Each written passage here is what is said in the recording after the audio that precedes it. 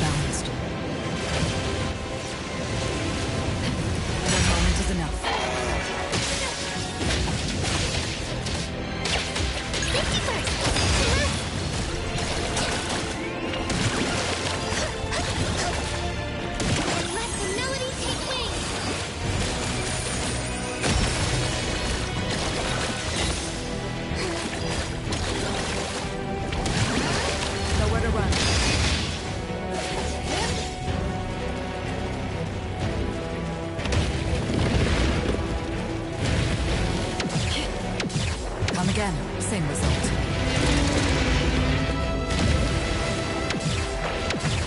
Opening spotted.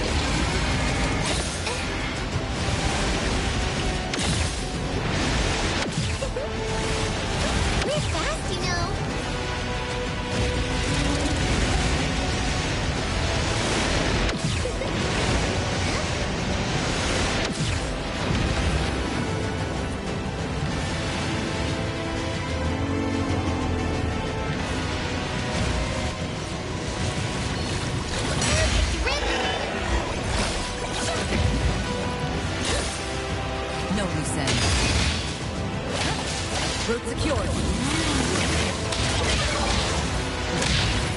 Now the time.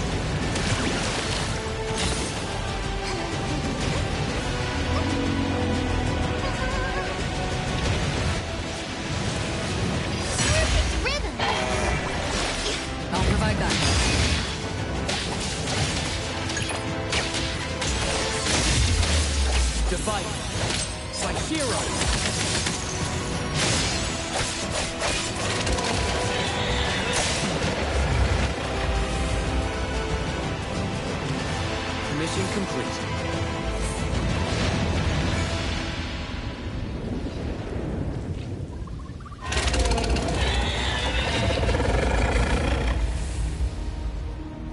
Containment complete.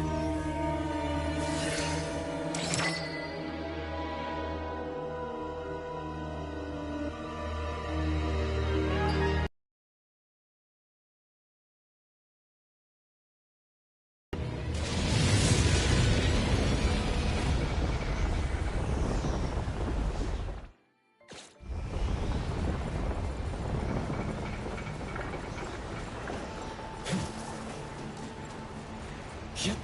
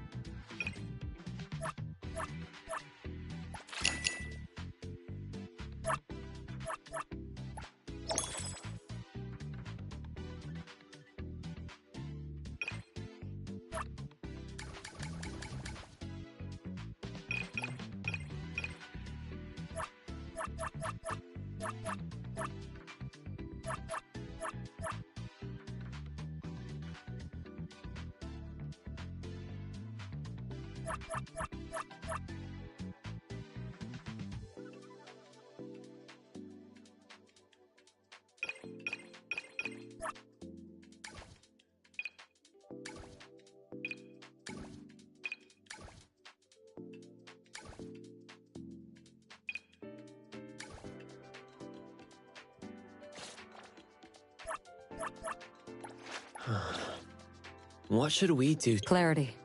Another. I'm always available.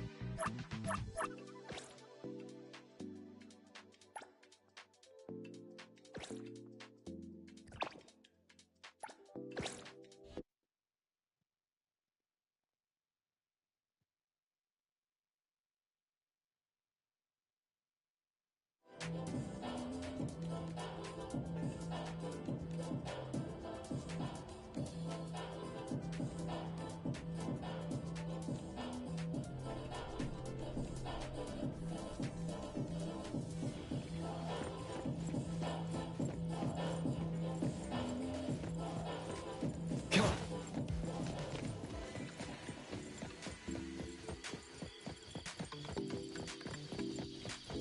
Yep.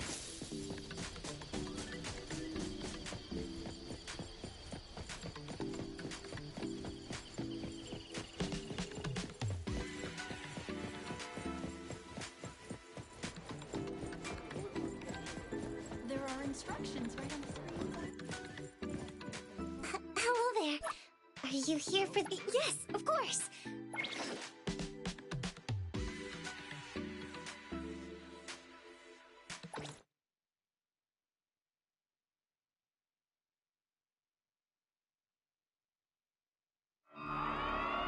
Welcome, everyone, to the pit.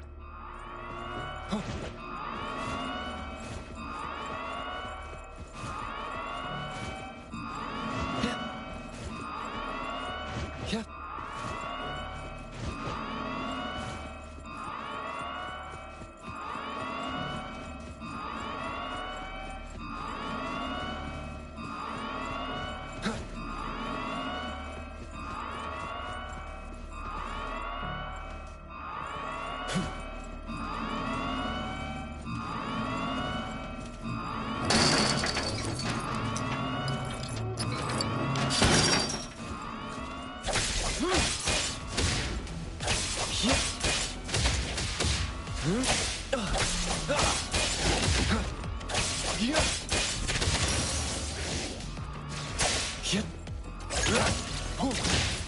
No loose ends.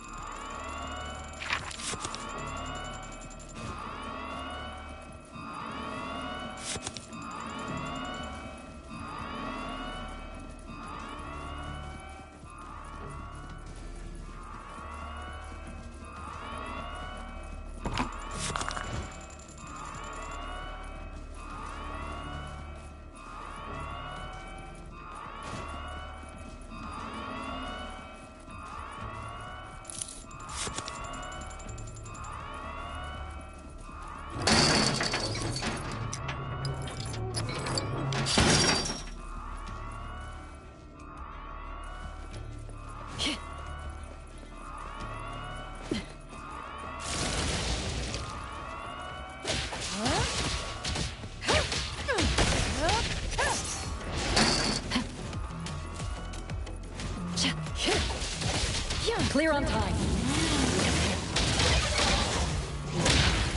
I'll handle this. Now's the time.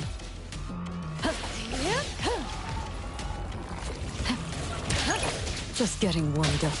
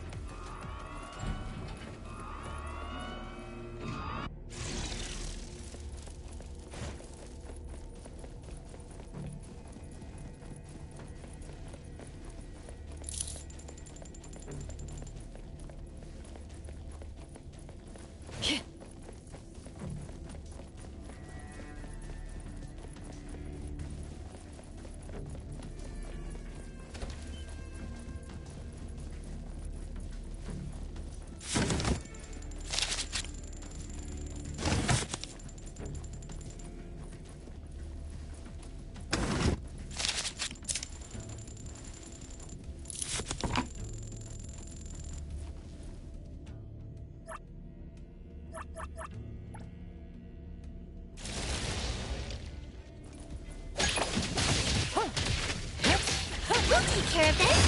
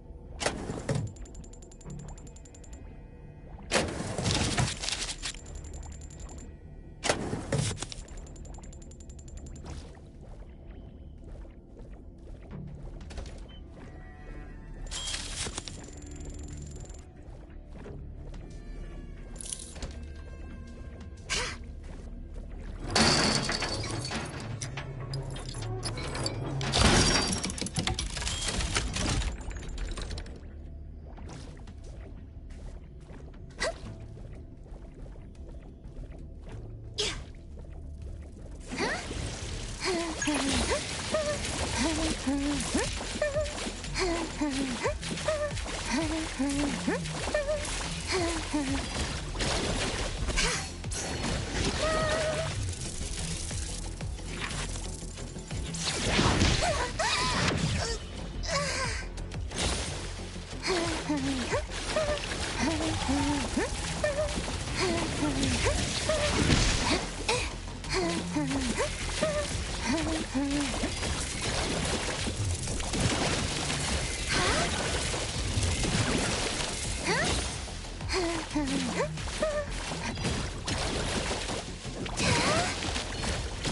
the tides into the night.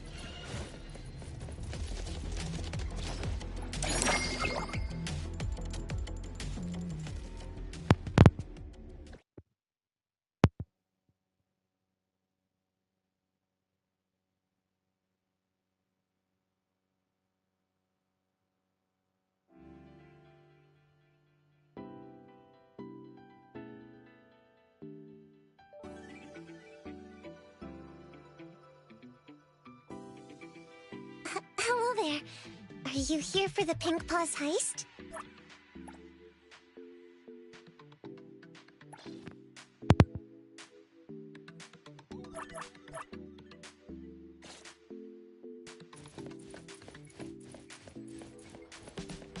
Leave it to me, Mint.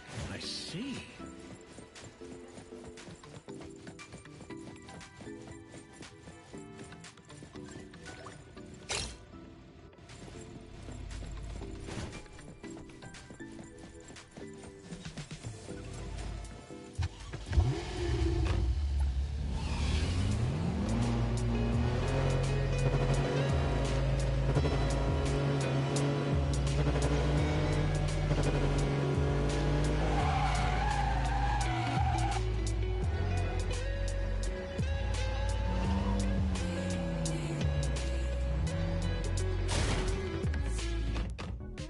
Yep.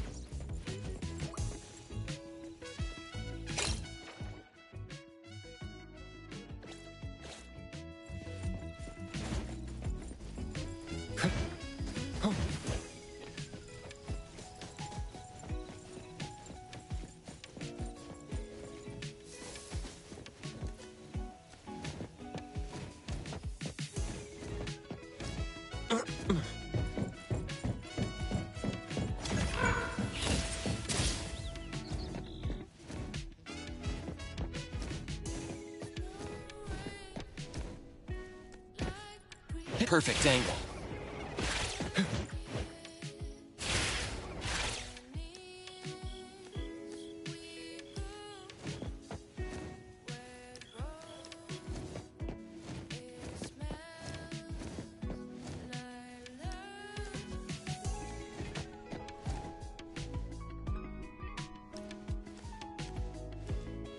The wind's just right.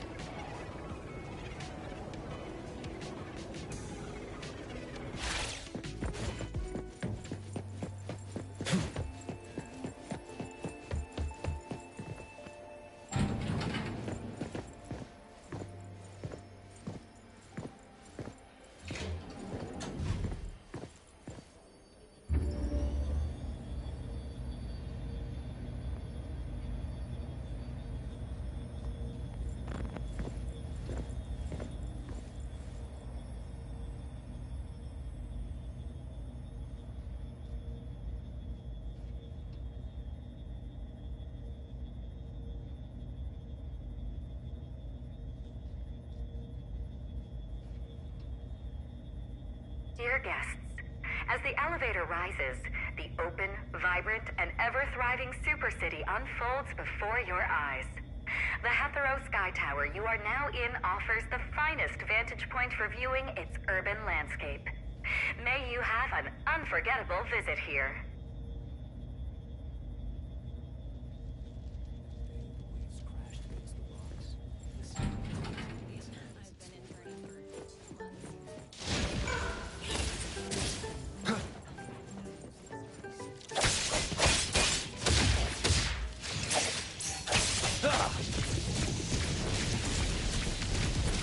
Divide. It's like zero.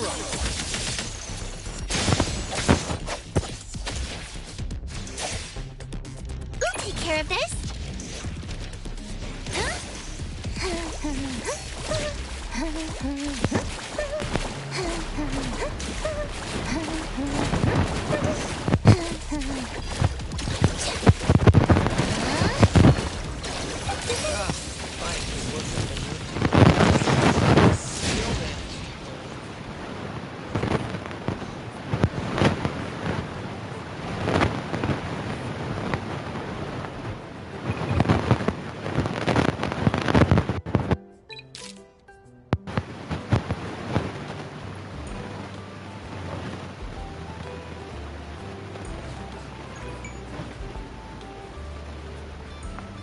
I will see through the Nexus.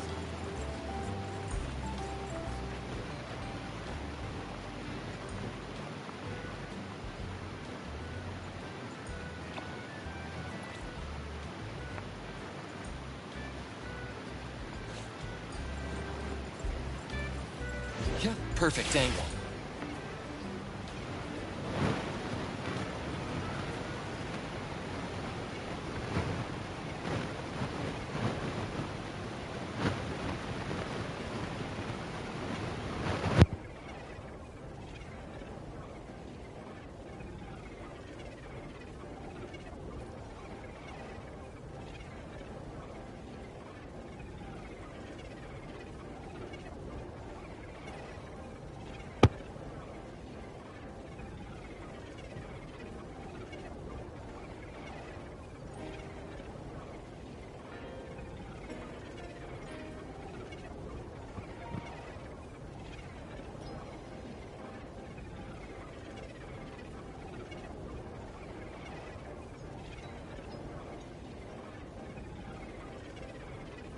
The wind's just right.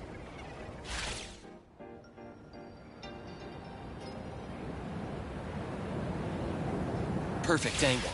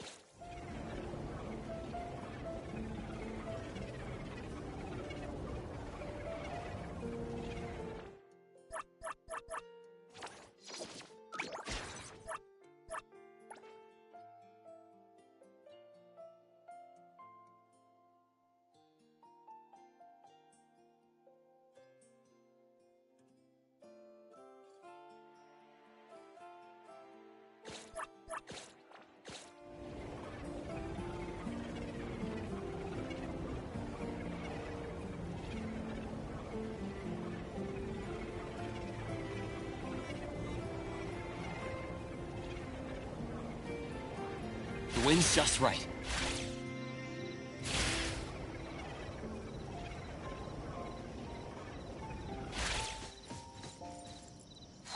There's nothing here except for some skinny, crooked tree.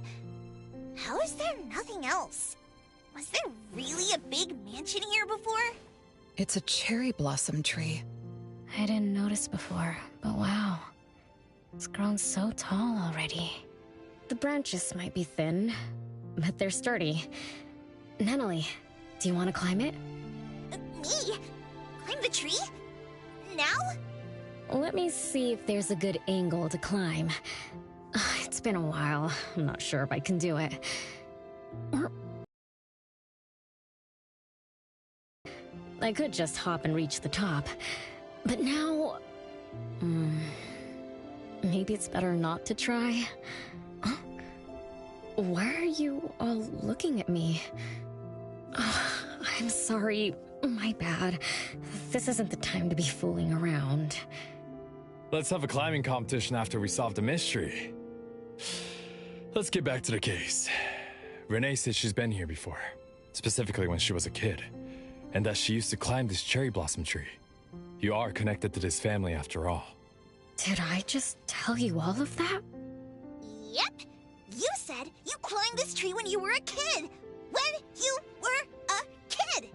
Back then, I climbed all the way to the top of the tree, wanting to pick the prettiest cherry blossom for my sister. But it was so tall, and I was too scared to climb down the same way. Luckily, someone caught me. Huh? Was it my sister? Or Mom?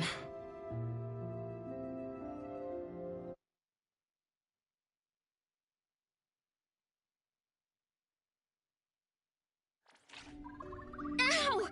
That hurts! Renee, are you okay? My head hurts, but my limbs are where they should be. What about you, Appraiser? I'm okay too. Where are we? What just happened? I'm not sure, but it looks like we're in an anomalous realm. You remembered climbing the cherry blossom tree as a child. Then we got pulled in. Natalie and the others aren't here. We might be separated. This is my fault. I'm so sorry. I had no idea this would happen. No worries. It's not your fault. Besides, we hunters are used to being pulled into anomalous realms. The real question is, how did we end up here? What a grand entrance. Mansion. Such as the residence of Lady Dolores, head of the Constantine family. Have we traveled to the past? Not necessarily. Maybe the anomalous realm is simply recreating scenes from the past. Do you recall anything else from when you were a kid? Anything helps. I can't. Oh, my brain is still foggy. But I can feel this. Ever since I got here, I've been having a sense of nostalgia. You must be somehow connected to the family. Whoever brought us here knows that. But didn't the Constantines disappear decades ago? That doesn't match up with my age. You're right. What you just remembered was from when you were little. If you can remember more, maybe we can get closer to the truth. I'll do my best. But how do I do that?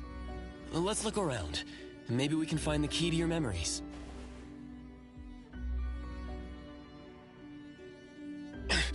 Strange.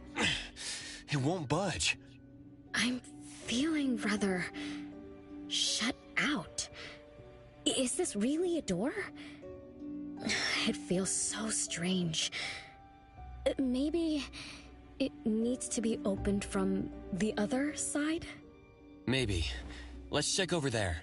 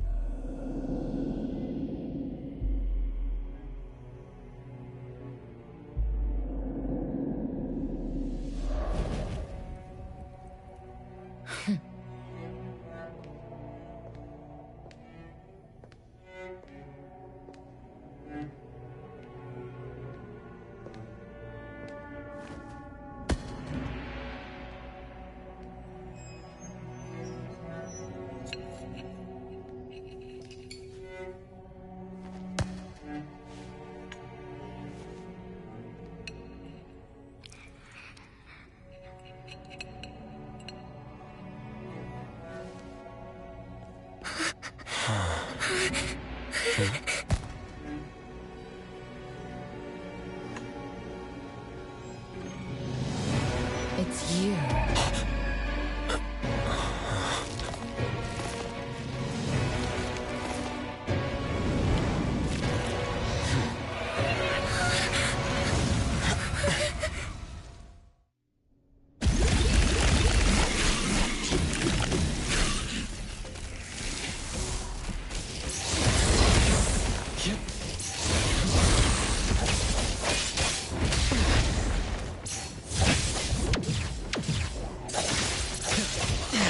Feeling good.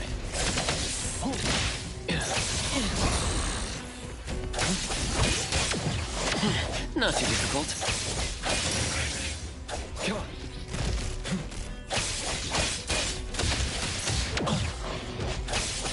Come on. Engrave.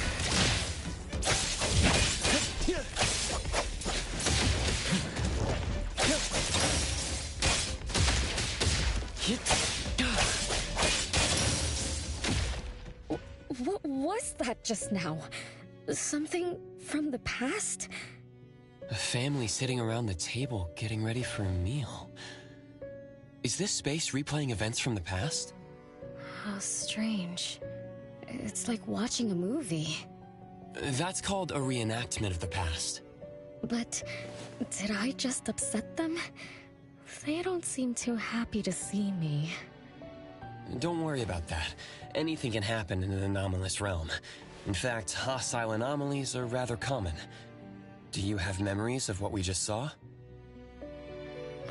It somehow feels familiar. Especially with the person who lit the candle. But, I'm not sure. That lady... If she's from a memory, how could she make eye contact with us who are in the present? Am I just overthinking? 1 o'clock? It's 1 o'clock already? Bell chimes? When the debt collector appeared, it also sounded like this. Could this be related to the rules it follows? Let's go check the entrance hall. Oh, impressive! Classy! Great taste. That's how big families do it. If only the base of the Kalujis were as fancy as this. Well, we could definitely do without the curse. Do you think Renee and the appraiser already went ahead of us? Let's go in to investigate. It's best if we regroup as soon as possible. Whoa, this door is so ancient. It's not going to fall apart if I push it, right? An old, ruined mansion that suddenly appeared, long neglected and unmaintained. Could this be how the Constantine family mansion looks now? The desolation we just saw could be an illusion to hide this place. That makes sense. And then Renee dispelled the illusion. She must be part of this family. In other words, the master of the family returns. An old mansion abandoned for decades. I better be careful. I won't be able to pay for damages if I break anything historical. Yeah, we're inside an anomalous realm. Be careful. Alright then, let's be gentle. Hello there!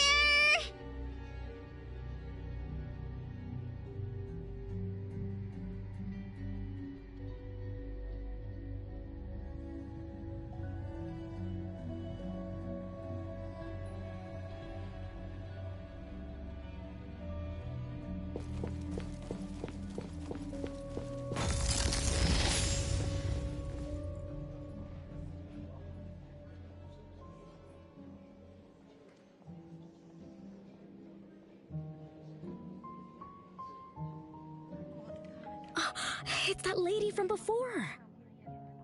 Excuse me. Sorry. Wait a minute. Were you talking to me? She just walked away without responding. I'm so confused. We can talk to people from the past? It's like an interactive movie. No, wait. It's more like a stage play. Maybe we're also on the stage. Are we the audience? Or are we unwitting participants? Let's just say we're on the right track. You could try talking to the one who just lit the candle. Ask about how things are going.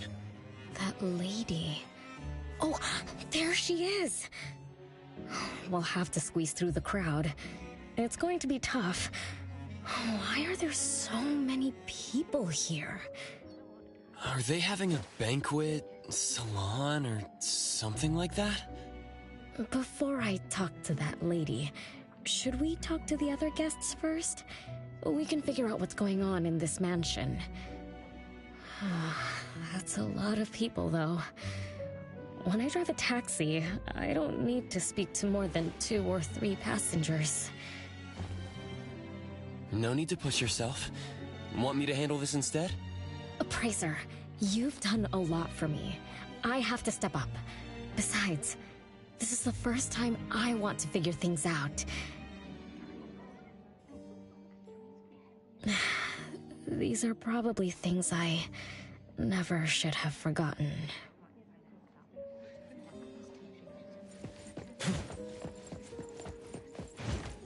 I might not have another chance like this. Ugh, I better make the most of this.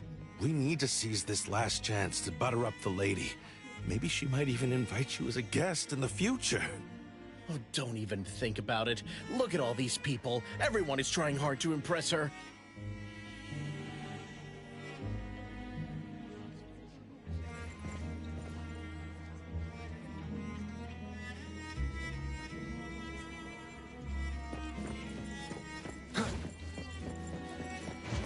Which family does that young girl with the white hair belong to? How come I've never seen her before? That should be Bella, the eldest daughter of Lady Dolores. She is the organizer of this farewell banquet. Her daughter is already that grown up? She doesn't look that much older than her daughter. Shh, keep it down. You know that woman is cursed. What a shame. I was hoping to introduce my brother to Bella.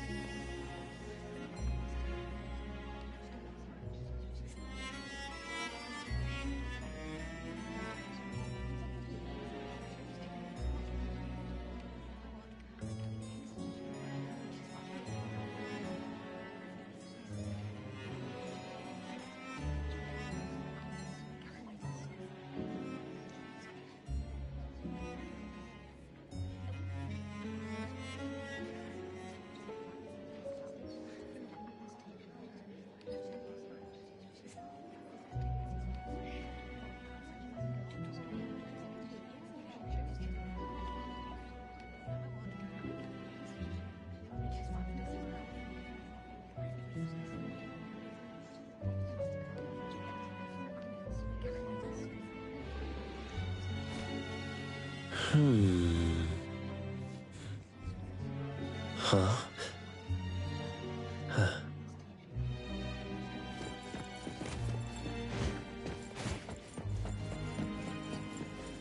The salon has been running just fine. Why is it getting cancelled? Apparently, the lady wants to focus on family affairs, so she's withdrawing from the social circles of the nobility. Ah, such a shame. Dolores has an amazing chef and the finest wine I have ever had the honor to taste. Dolores is also the most gracious hostess. Always generous when she lends out money.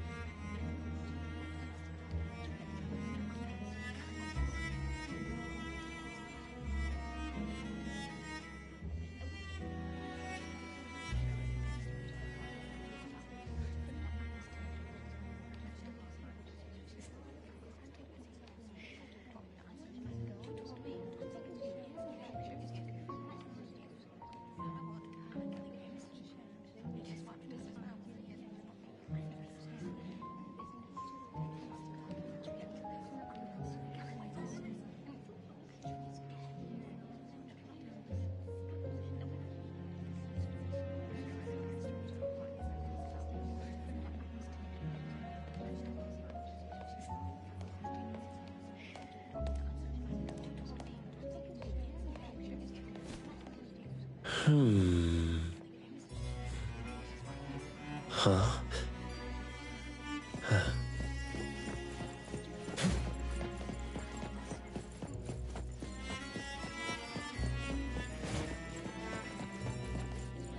That woman is finally stepping down from the stage. Tut-tut, shamelessly enjoying eternal youth. Just because she had a deal with the devil. Look at this mansion. Look at all these treasures. Who knows how much wealth she's swindled over however long she's been alive. This is my last chance to find her source of immortality. The salon ends at 3 o'clock. Look at what time it is already. What's taking those useless guys so long to make a move? I told you, those so-called exorcists you hired are nothing but frauds. You better give up on your delusions. My brain is getting fried from what the guests are saying. So many conversations. So many faces. So many names.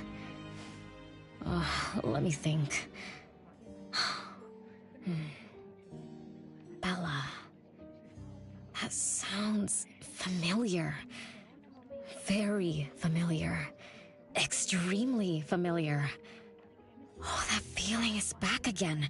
Just hearing that name brings up this nostalgia.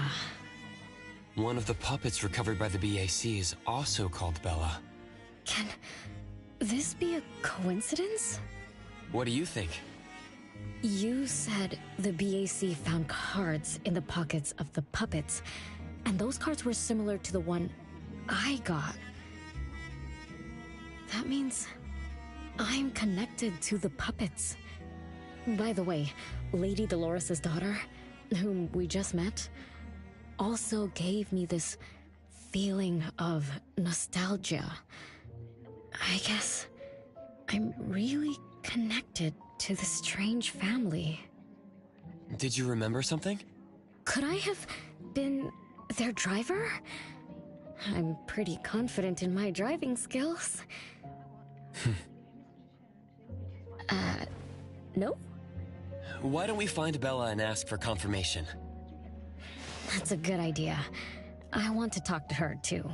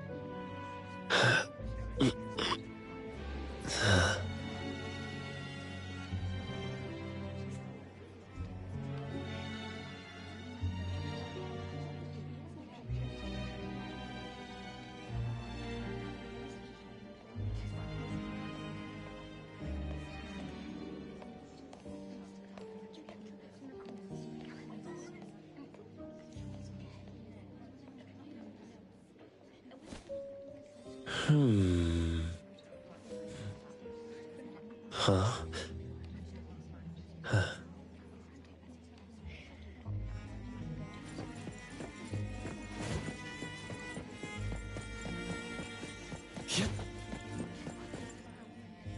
Renee, this isn't a place for kids. Huh? Bella? You know me? Child, I'm your older sister. Remember, you should address me in a formal manner.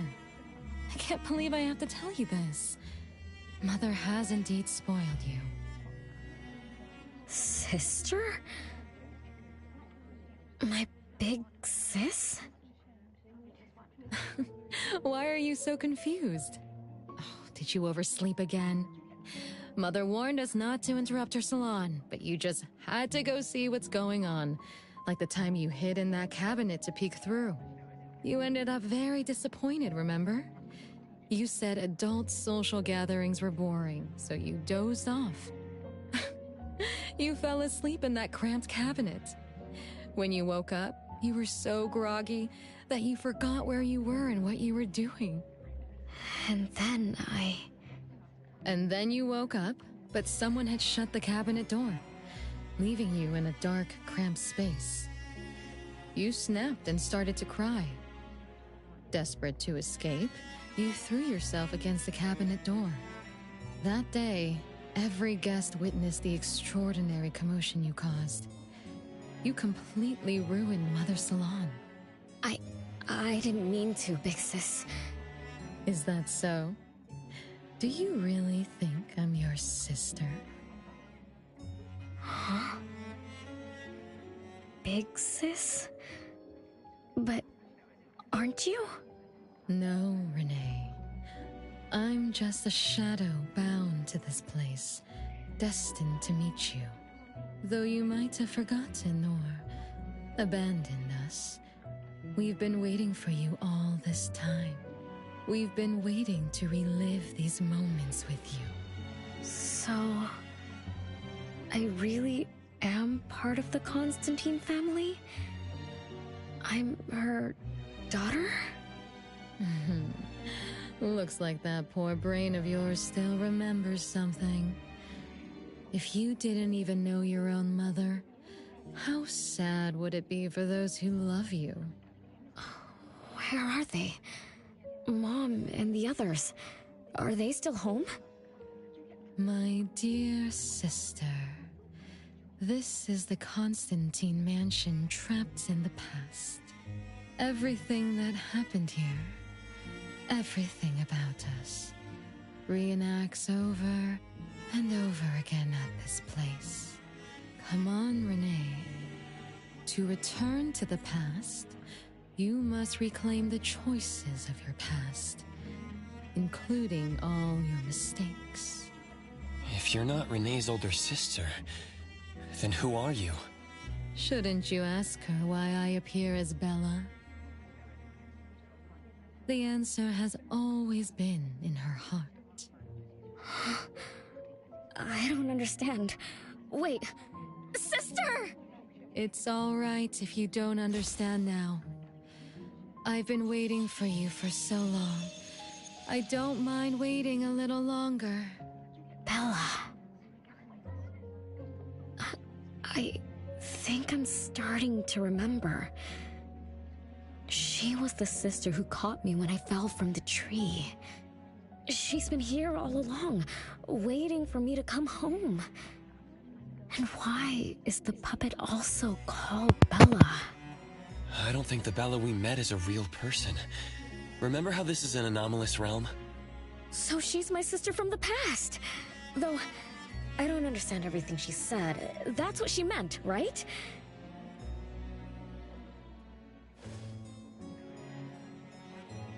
Then I really am part of this family. Didn't this family disappear over 50 years ago? How could I... How about we ask Lady Dolores? My mom?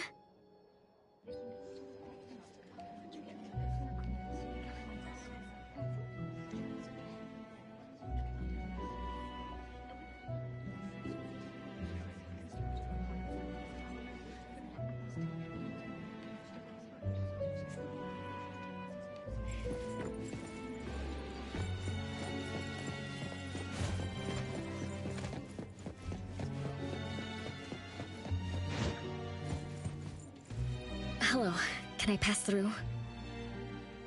Excuse me, coming through. Hey, get in line if you want to butter up the missus. Take turns like everyone else. You're not the only ones who need something from her. Dolores is far too kind to you commoners who are uncultured bumpkins with no etiquette. Do I need to remind you about what first come first served means? I don't think we can squeeze through. These guests aren't very friendly. There was one bell chime when we came in. The salon started at 1 o'clock.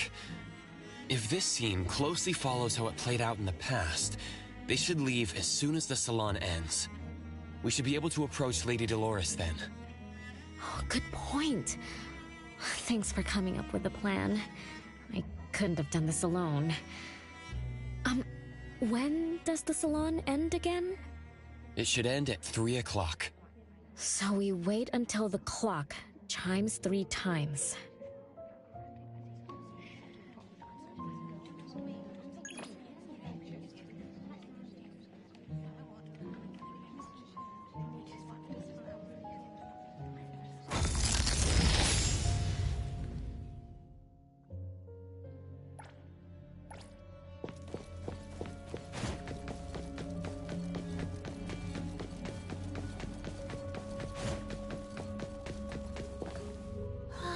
What a beautiful clock!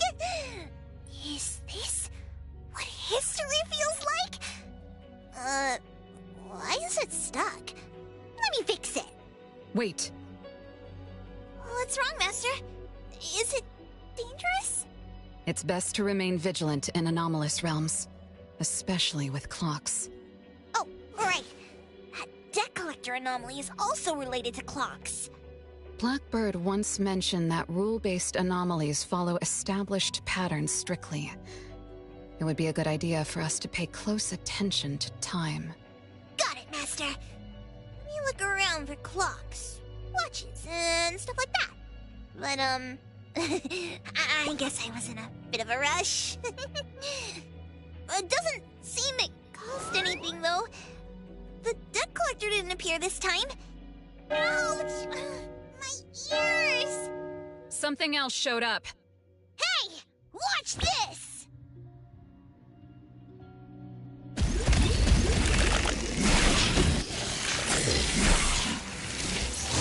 Just warming up.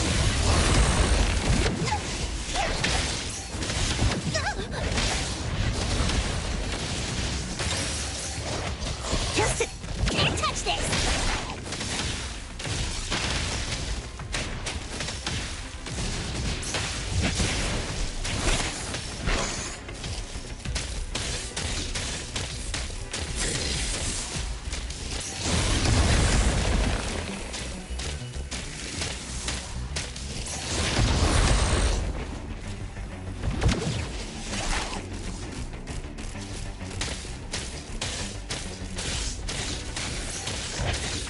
Just warming up.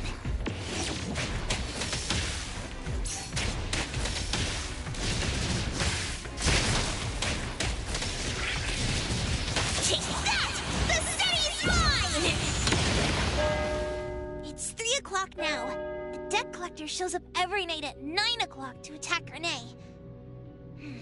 Until then, let's try to figure out what rules the debt collector follows. It's 3 o'clock already. As you expected, all of Lady Dolores' guests have left. I'm going to see Lady Dolores now. Take it easy. Don't be so nervous. I'm here with you. Okay, deep breaths. Deep breaths. Come on.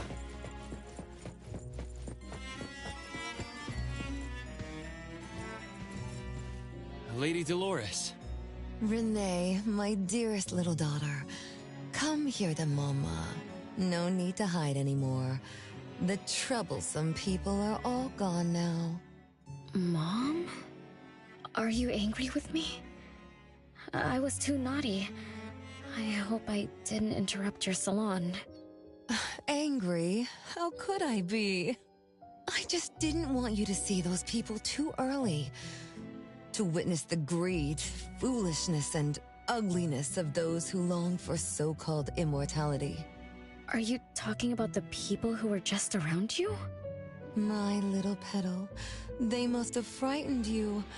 I promise nothing like this will ever happen again. This pathetic charade will soon be over. Mom, you've always hated the salons? Feelings of love or hate didn't matter at first. I simply had to run the salons. I had to use these connections to reverse the decline of the Constantine family. Besides, I don't even remember all the little things. But even though my goal was fulfilled long ago, these salons kept going, one after another. Perhaps they weren't the only greedy ones. I was too. I was too young and too foolish. I mistakenly thought gathering them under this roof could bring me some comfort.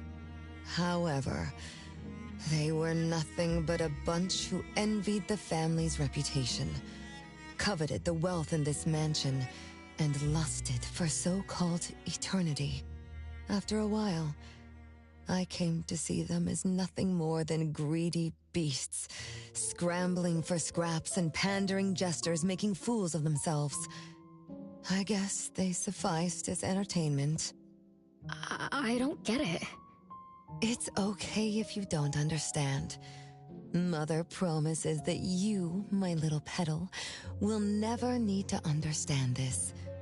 These troubles will never bother you again. Mom, are you not hosting salons anymore? Whatever I sought in those salons was a mistake from the start. I must correct this mistake. And the catalyst for that change is you, my dear. My little petal. Family is what matters most. You are the most precious gift in my life, as well as the very source of meaning in my stagnant existence. Whatever time we have left, we must treasure every moment together. From now on, as long as I'm with you, as long as our family lives together in harmony, a moment of happiness with family is worth more than an eternity in solitude, even if it's just for a brief moment. Mom, wait! Little Renee, what would you choose between an eternity in solitude or a moment of happiness? Big Sis! You appeared out of nowhere. That was spooky. Oh, wait. What did Mom mean? And the rumors about the family. Is Mom cursed with eternal life? But how can eternal life be a curse? Isn't it great to live forever? So that's your answer.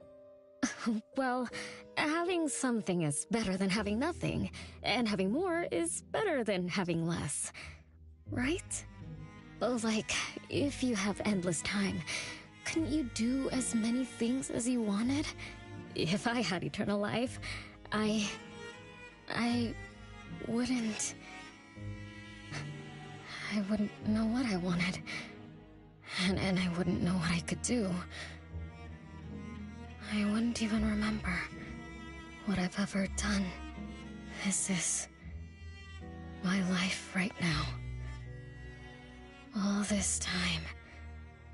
What have I been living for? Days with nothing to do. With no meaning.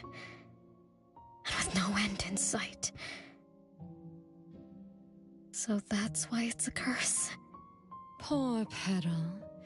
It seems that even after forgetting us, you still haven't found what you desired. Or was the kind of happiness you were looking for nothing but drifting through life in a daze, barely conscious? No, I didn't forget you on purpose, Big Sis. It's not like that. Little one, you self-contradict and don't act as you say. But I believe you, because you've already paid the price. Just like your first answer, you made a choice before. That choice allowed you to return here by yourself, but it also made you forget everything, including us. You're saying Renee chose eternal life, like Lady Dolores? What do you mean? Me? Eternal life? No way. Did I? But what about you, Big Sis? Mom? Are you all alive? At least you weren't made into puppets. Thank goodness. Renee, you basically forgot everything about us. Mother, the one who gave us life, loved you so much. She used a picture of you as her bookmark. When she read before bedtime, her gaze would always drift towards your smiling face. Every little thing about you, your quirks, your habits, your childish nonsense, she remembered it all.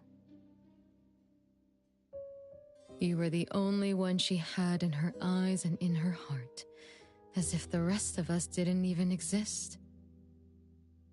And we are the same way too. Mother, Elliot, Teresa, everyone is waiting for you. Won't you come see them? Mom and the other siblings? Everyone's waiting for me? The cherry tree Mother planted in the courtyard is bathing in sunlight and in full bloom. Time has come to a standstill. and moments of happiness plays over and over again.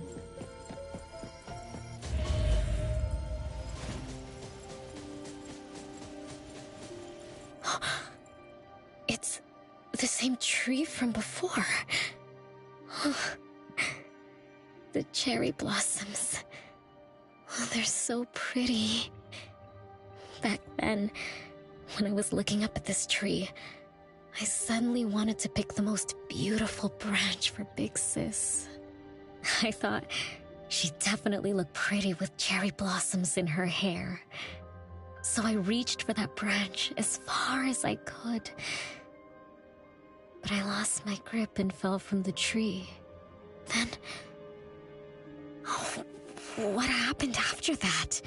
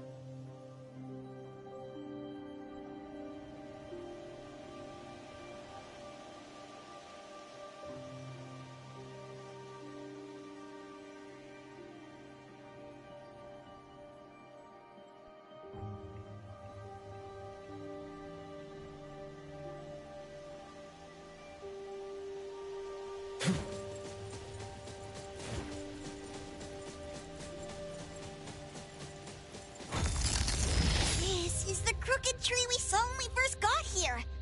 The flowers have withered. Just like the fate of the Dolores family. Be careful. Looks like we're not the only ones here for the flowers.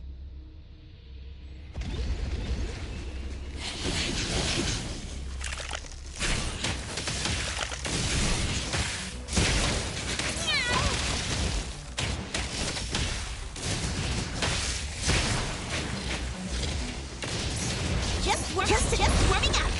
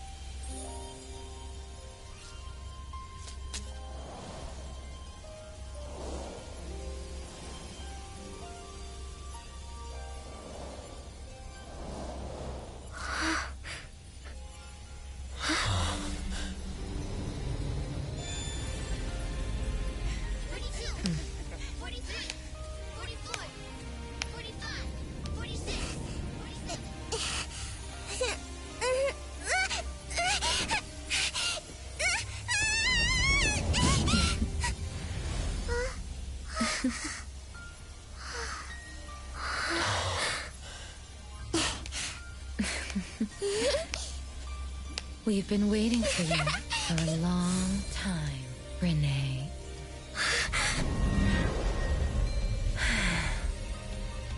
Do you remember the reason we were born? And the purpose we must serve?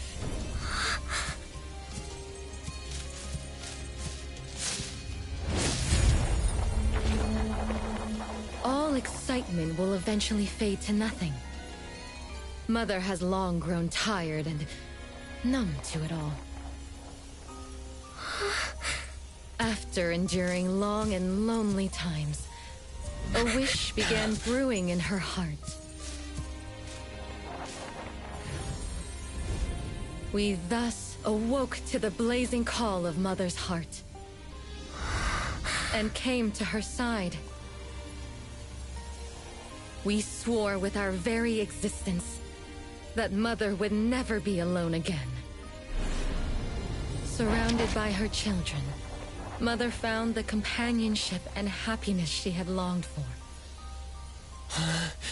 But she didn't stop. She kept yearning for more. Because we weren't able to satisfy Mother's deepest wishes in her heart. However, our Mother's wish was never fulfilled, and that day will never come. The last child to wake up, the most beloved of all, brought nothing to Mother and this family but curses, betrayal, and destruction. And now, she's back.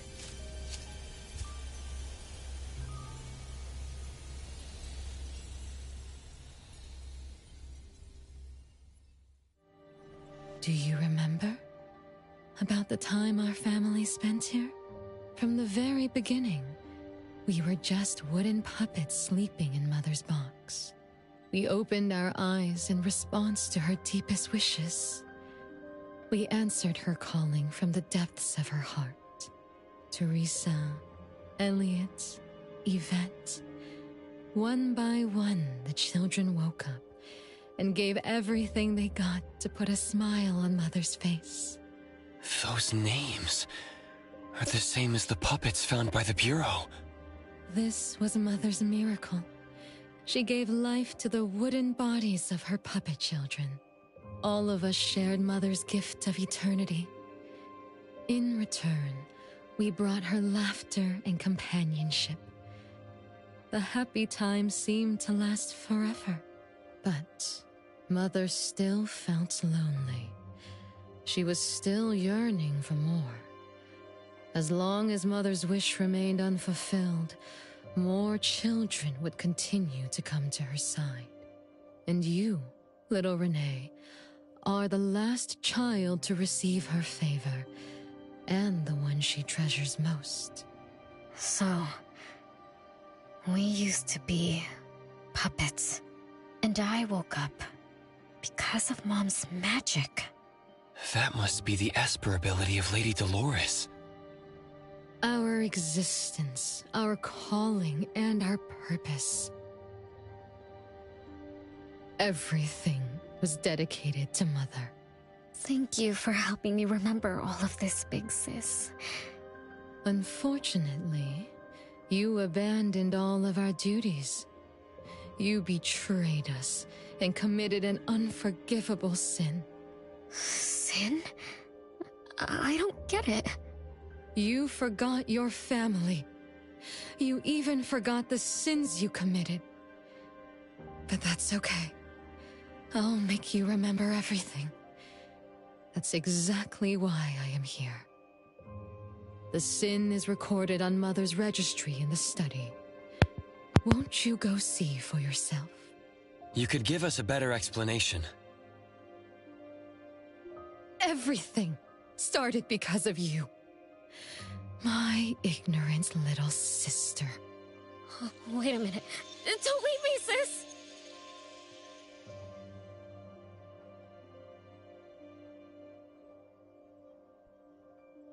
Renee, you're remembering something, right? We're all puppets that woke up in response to Mom's wishes. We exist to keep Mom company. I remember many, many things now. I had tea with my siblings. We also played hide and seek at home. But Mom, our beloved Mom, where is she now? Why am I the only one alive by myself? Where did they all go? We'll have to check the study.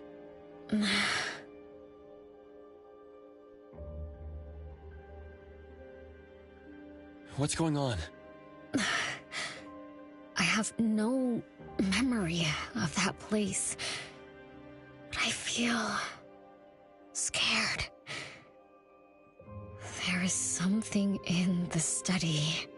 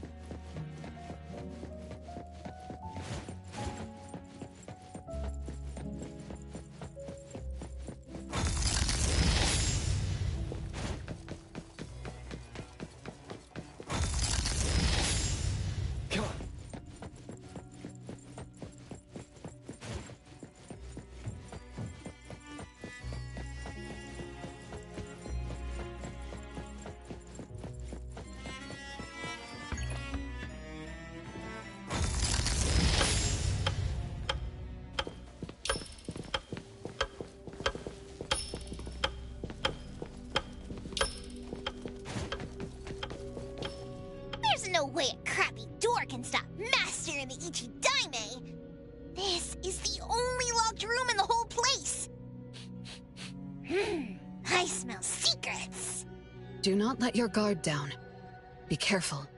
Yes, Master! Another grandfather clock? Ugh, either Lady Dolores is a clock nerd or this anomalous realm is related to the concept of time. Something feels off. Let me look closer. Wait, Nanalie. It's the anomaly that attacked Renee. I think it doesn't want to hurt us. We're not its target. Renee is. What was that thing about rule-based anomalies again? It follows rules. It only starts moving at exactly 9 o'clock, and its target is just Renee. You're right. Even if we attack it now, it'd likely be as futile as last night. If Blackbird is right, it only nullifies itself after completing its mission. It's getting closer to 9 o'clock. We need to find Renee as fast as we can. I don't know where everyone else is. I hope she's not alone. Let's search the area first.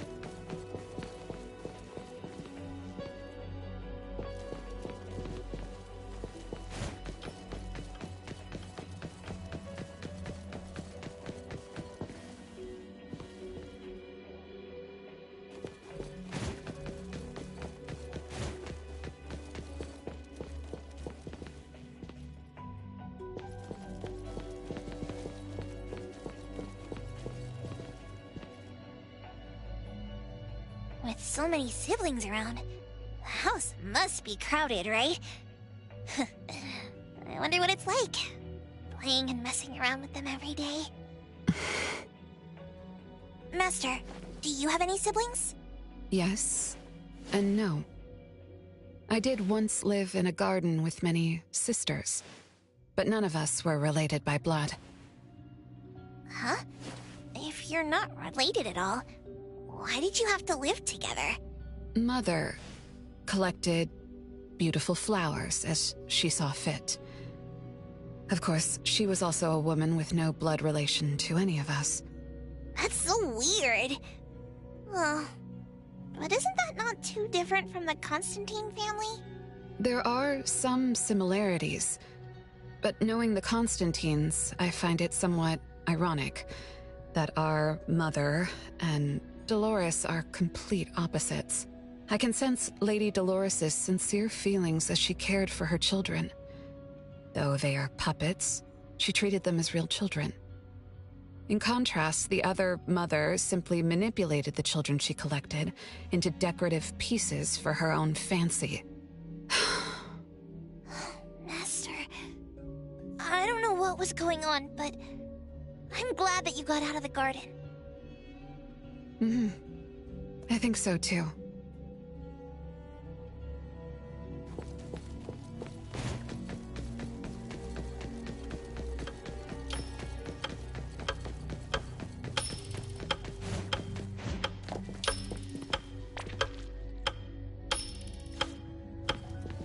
Chances are, Lady Dolores has met her demise. Only Renee's number is different. We won't let it turn into 0. The curse of eternal life, a fallen family, a blank tomorrow. Hints about time are all over the place. Could the numbers represent lifespan? Huh? Let's see. 20,000 days is roughly 50 years. Blackbird also said that the family was gone for about half a century. Wait, does this mean 50 years ago? Renee should have... Based on this line of thought, she should have withered along with the family. But for some reason, Renee still exists in this world. So as the days go by, she's just... racking up life debt? If the debt collector abides by the laws of nature, then I believe you're right. All creatures abide by the laws of nature. Birth, aging, sickness, and death. Those who defy them must pay a price. Even espers with near infinite lifespans pay a price when they gain their abilities. Renee, what price did you have to pay? Why did your life freeze 50 years ago, instead of reach its end? The debt collector must be hunting you because the laws of nature require your removal. So the puppets at the Bureau, they were Renee's family? Removed by the debt collector? Master, what should we do? Renee's commission... A-Bone accepted the commission. There's no reason to break our contract. I'll do my best.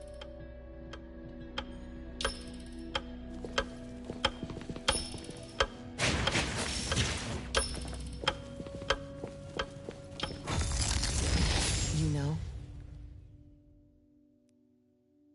Yes, Mother. Even though you never allowed us to enter the study and never let us touch the registry, I understand. All the siblings, except for Renee, can hear the approaching footsteps of death. Each day we spend with you brings us one day closer to the end. Each day we dispel your solitude takes away another day from us. Isn't that so? It shouldn't be like this.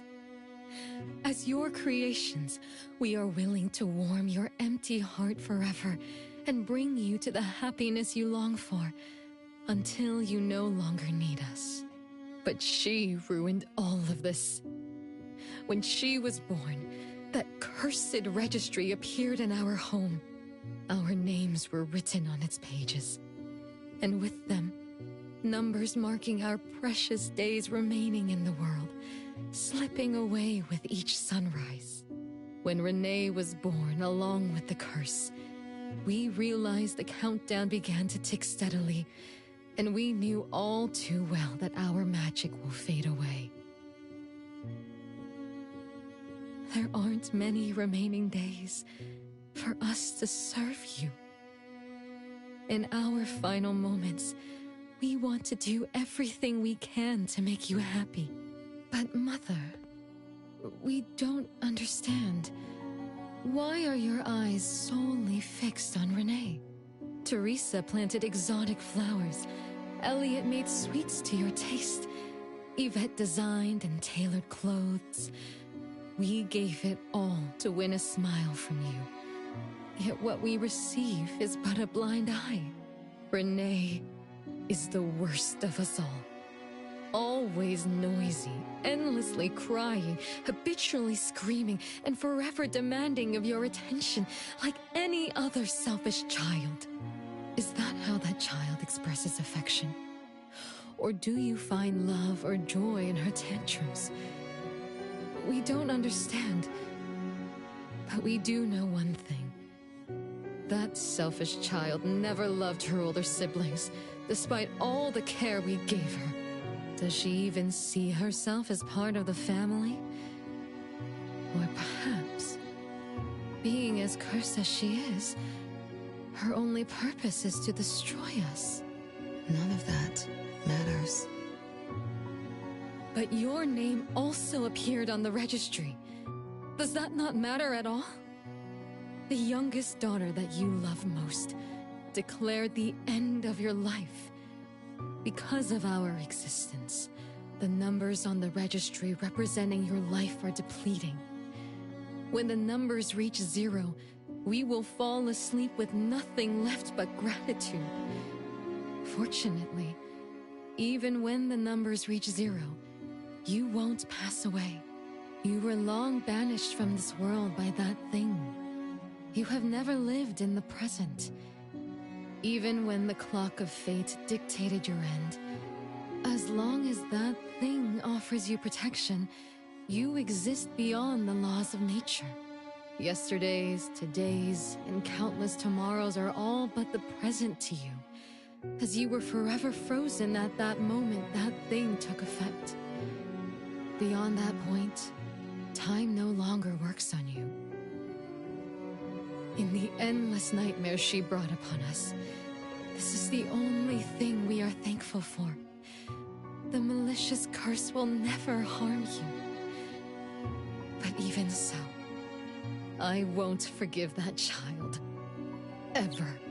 Bella, managing family affairs has drained you. I'm tired too. Doesn't someone need to spend time with that child later? I understand. As you wish, Mother.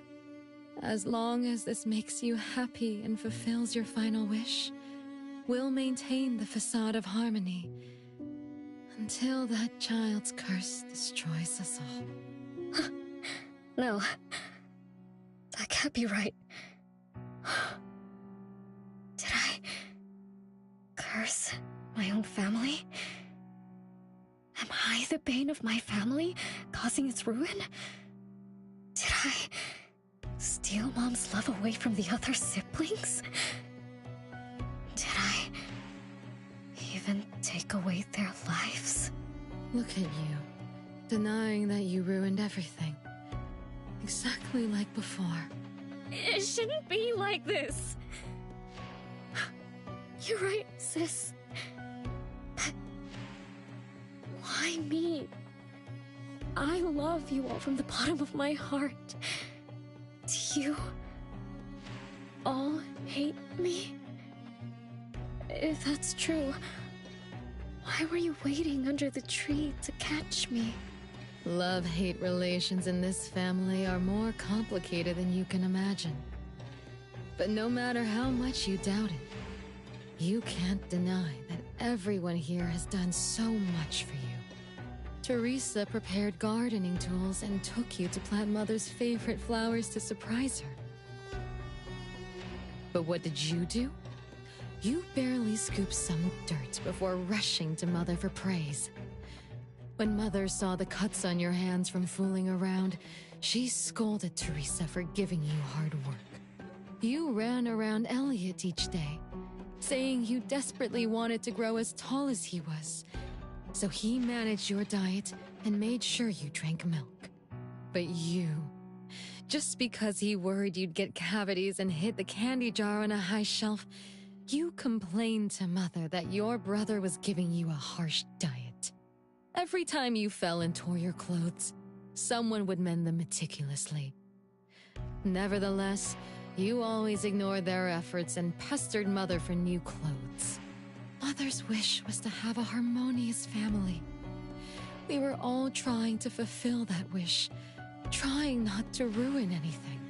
It would have been so much easier to pretend and spoil you the way Mother did. We could have created the harmonious family Mother wanted, even if it was just a facade. That would have sufficed.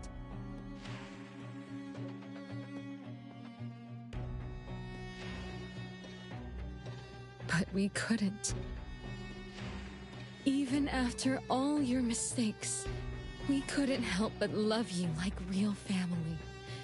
You were our most precious little girl.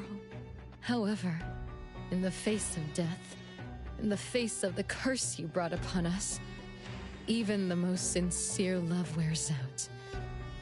From the moment you were born, we've been shrouded in the shadow of your curse. The most unforgivable thing is, Mother, she who brought us into the world, was the one to pay the ultimate price.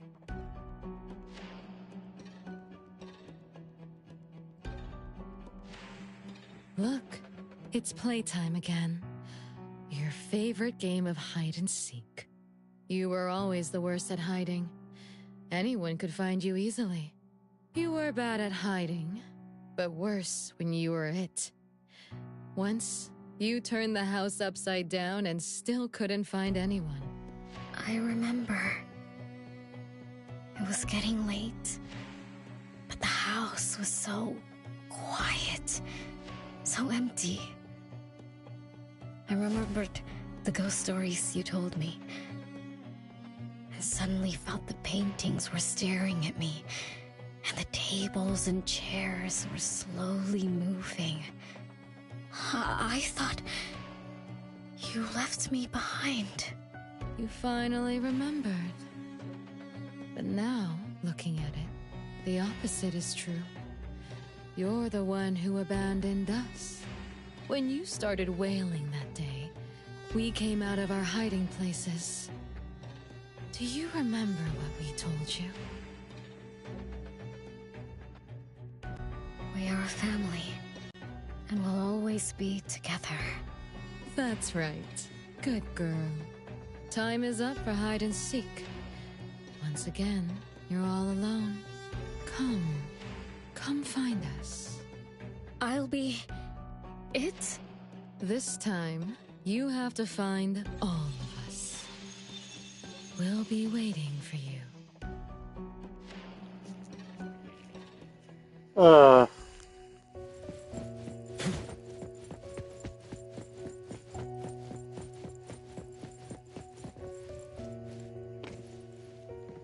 It's a one too. Though I carry it all the time, I've forgotten where it came from and what it means. Be back. I found you. I finally found you. My most important family. Huh? Red letters? It's strange. Mom doesn't like red. Why would something like this be on her clothes? I'm still bothered by those red letters. Aren't they the first letters of names? If they are names, they do match with the voices we heard earlier. But that bright red, it's like a warning. No one found me? Yay! I'm about to win! I already told you I'd win this time. No one will think Renee is hiding here. It's Renee's secret hideout. What's that? Me? I thought we were it, so we can find my siblings. But why is my childhood self here?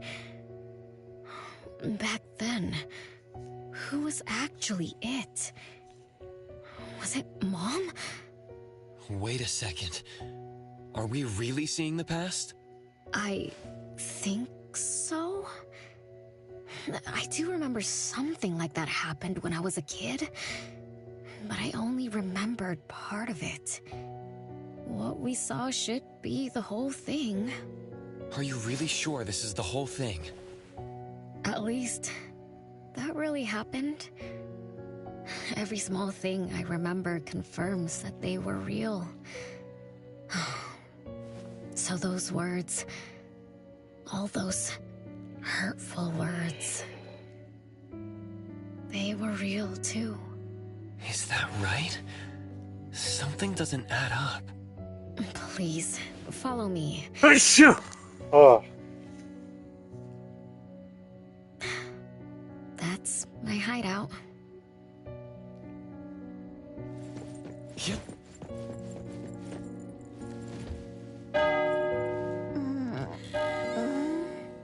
Oh, you found me. Am I the last one to be found? That means I almost won, right?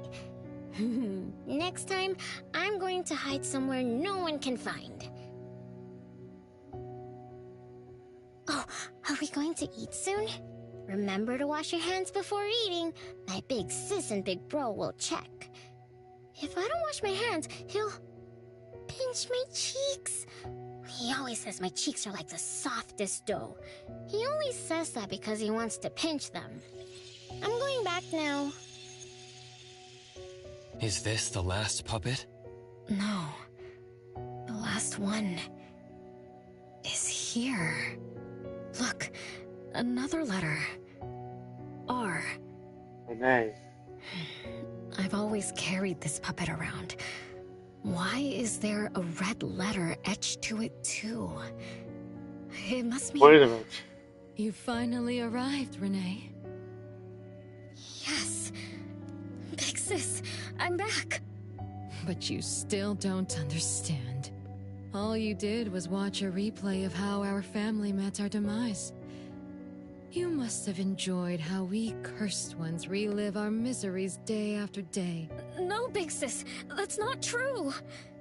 The audience, forgetting they were part of the play, denies their sins. As if forgetting would make it all go away.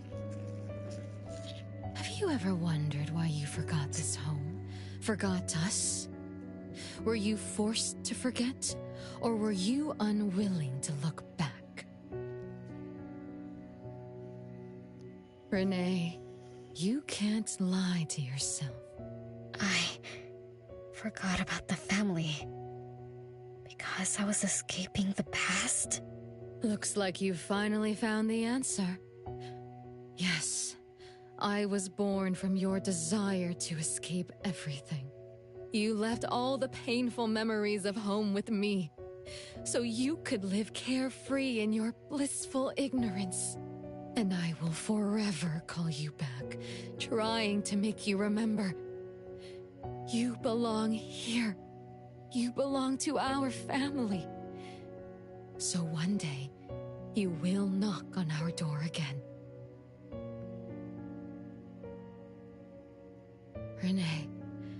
Renee, what feelings do you carry as you come home?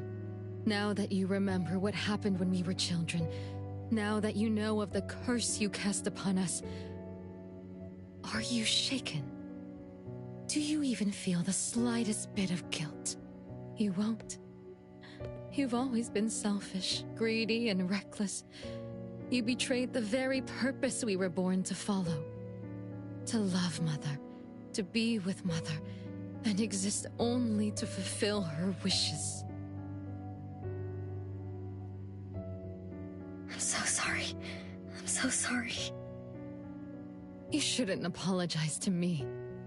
Have you ever thought about our mother? Our mother who exists outside the flow of time? What could be her ultimate fate? Mom? What happened to Mom? She gave you everything. All her love, all her life, and that thing. Her eternal present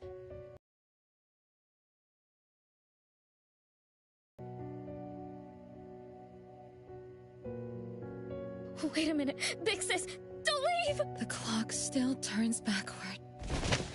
Let's return to the past to witness that final day of destiny where you are forever frozen. Come then, child of betrayal. I'll be waiting for you on the final stage.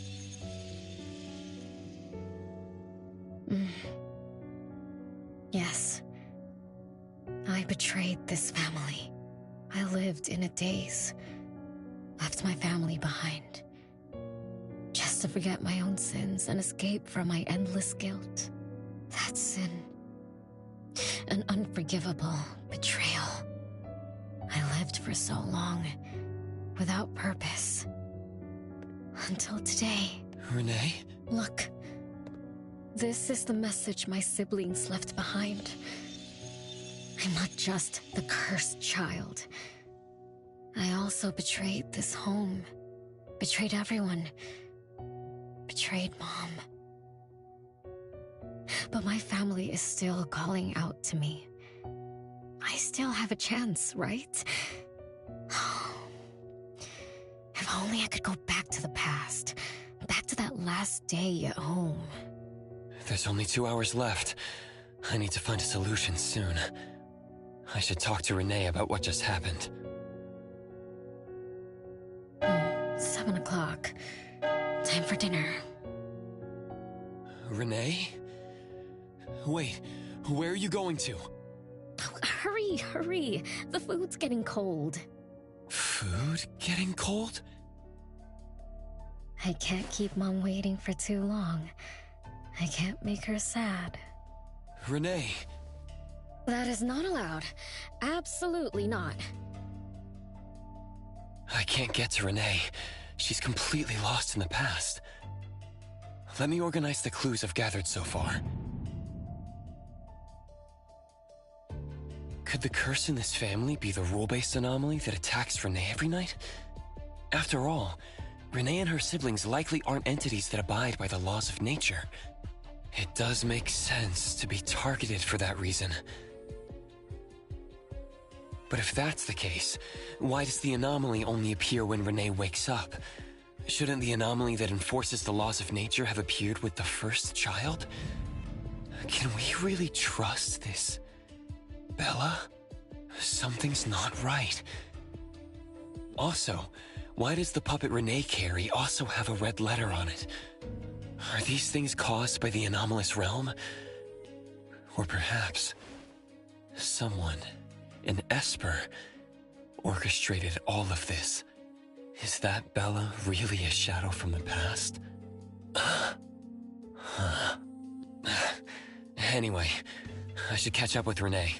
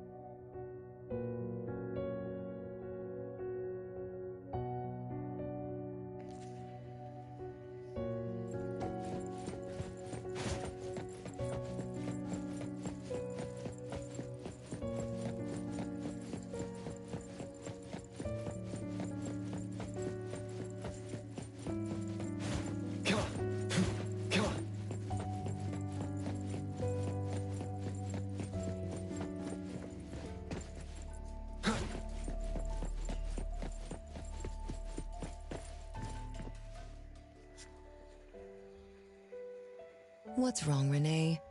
You haven't eaten much. Big Bro's cooking is great. I'm just not hungry.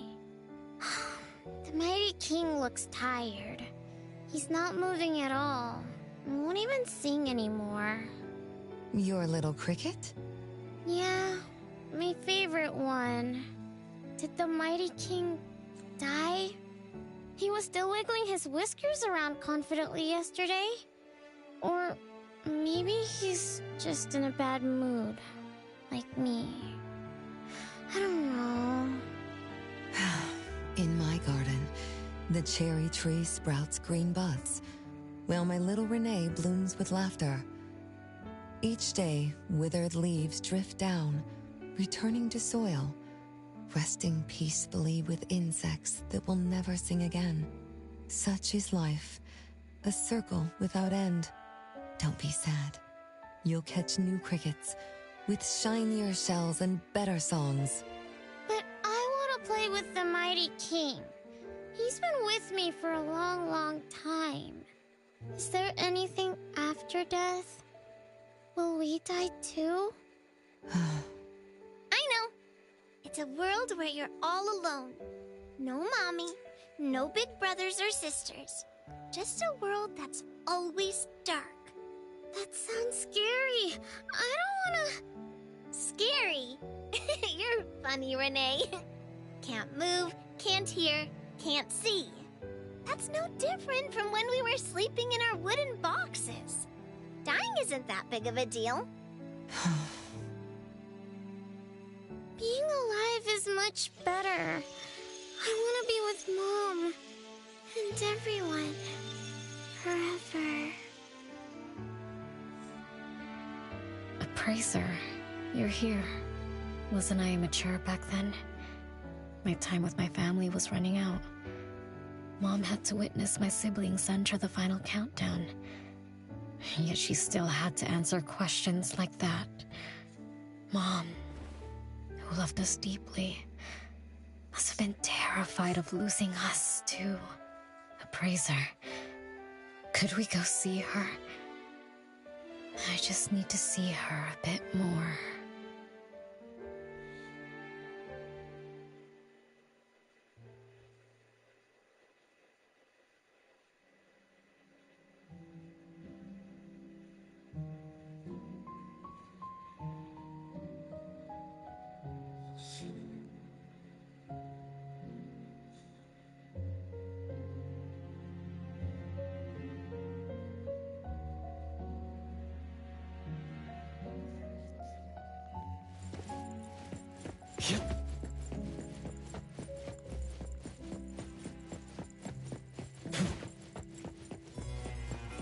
Come on.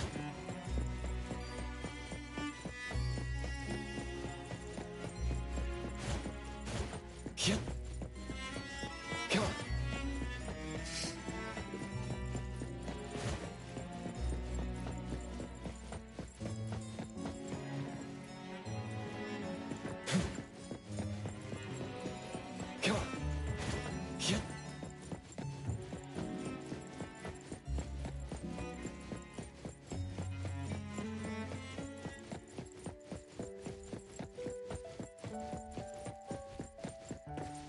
It's way past your bedtime, little troublemaker. I can't sleep. Oh, still feeling sad about the Mighty King?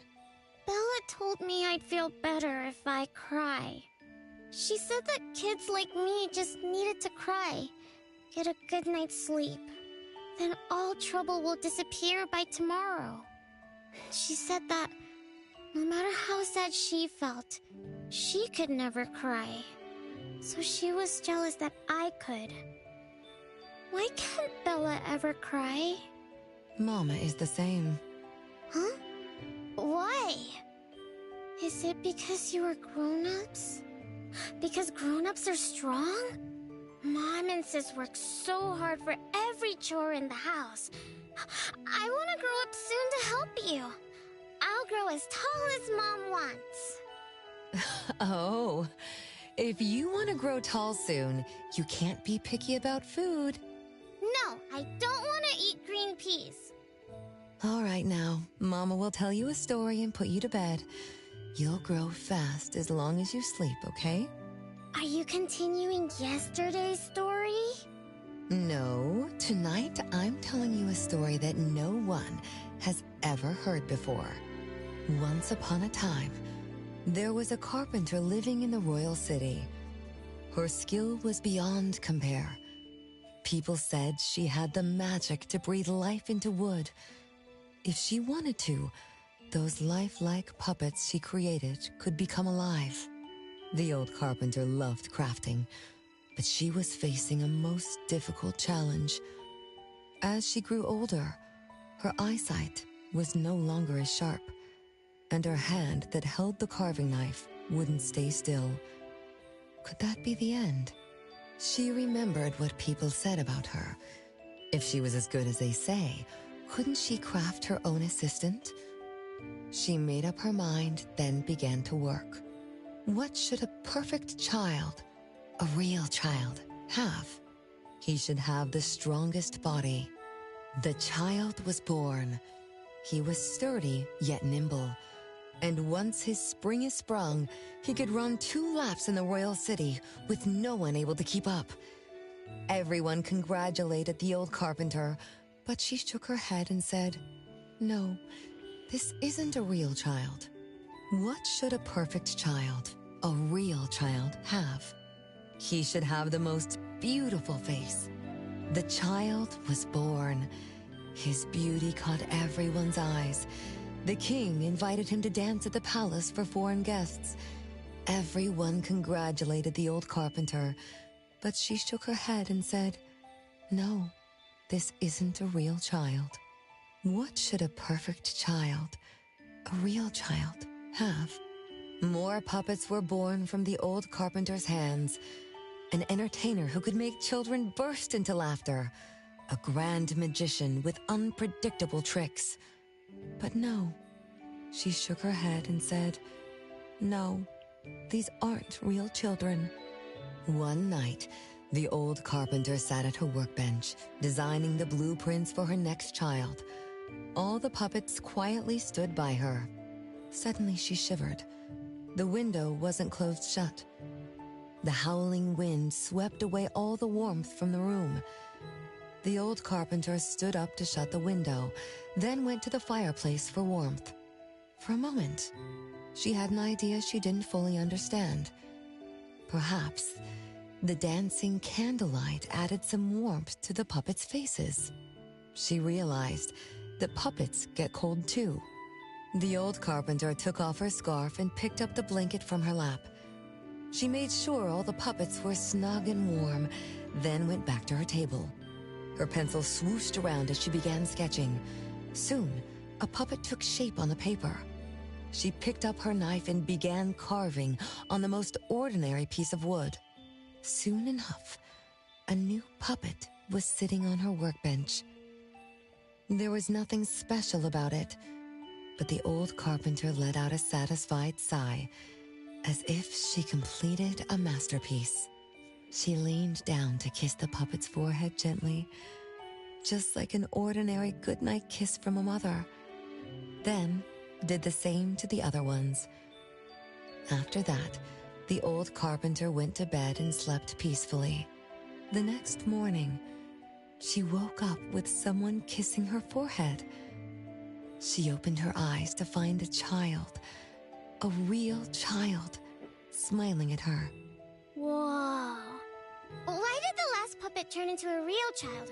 What magic did the old carpenter use? What do you think? I understand. A little. But also don't get it at all. Is that so? It's okay. Oh, it's getting late. Good kids should be sleeping now. Mom, I'm scared. I don't want to sleep alone. I'm worried that if I do, I won't see you and my siblings after I wake up. Isn't it better to be alive? You really are different from your siblings. Being alive is good. But what exactly makes it good? I can eat meals with my family, or play hide and seek, and listen to Mom's stories every night before I sleep. How wonderful! Mom, don't you think days like these are wonderful too? You're right. This is the best life being with you. The best times in Mama's life is when I spend time together with you, my family. not. When I grow up and can do so much more, that's when it'll be Mom's best time. By then, I'll be so tall that Mom will be surprised. I'll be able to reach whatever Mom needs to reach. Then I'm going to learn how to drive. I'll definitely be the first one in our family to drive. Once I learn, I'll take our whole family on picnics. When I grow up, I also want to... Mom.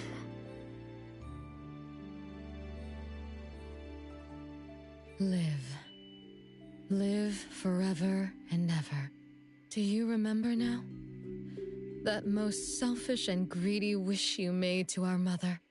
With our death sentence, we should have turned back into puppets over 50 years ago.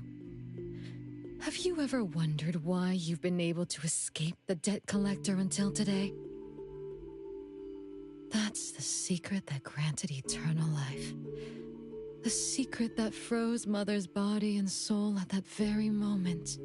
And the price she paid for this eternal moment. Exiling herself out of the mortal world. Living without worry or care. Without joy or sorrow. Without thought or feeling. She should have been enjoying her unmoving life.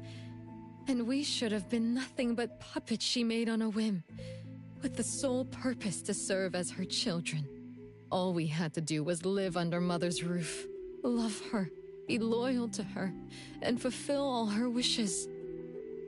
It should have been that way, even when faced with the registry, faced with the curse you invited. All we could do was to give everything we got, and do our best to fulfill our mission until the countdown ends. But what about you? You endlessly sought for Mother's attention, affection, and everything she could possibly give. Now tell me, on that final night, what did you wish from Mother? I told her I wanted to grow up fast. That's right, honest child. And then...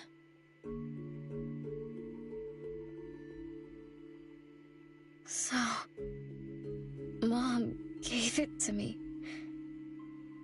Her eternal present. No! It shouldn't be like this! I didn't know! What have I done?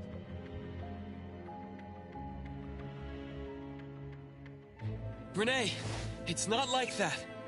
Yes. The eternal present that should have protected Mother is now in your eyes. You didn't just betray us, but also the person who loved you most.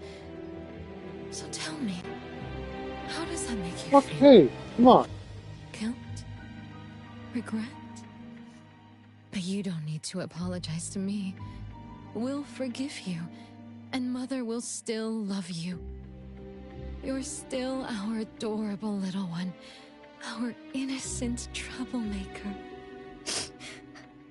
Forgive me? I can still earn your forgiveness?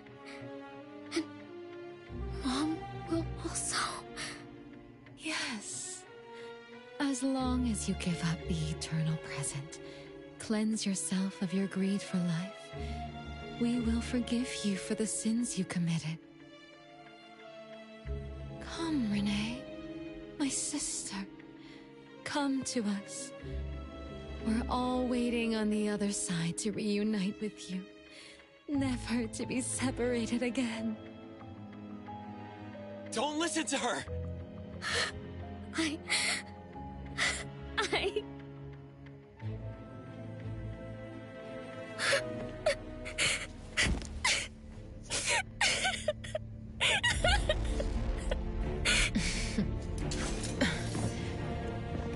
Who exactly are you?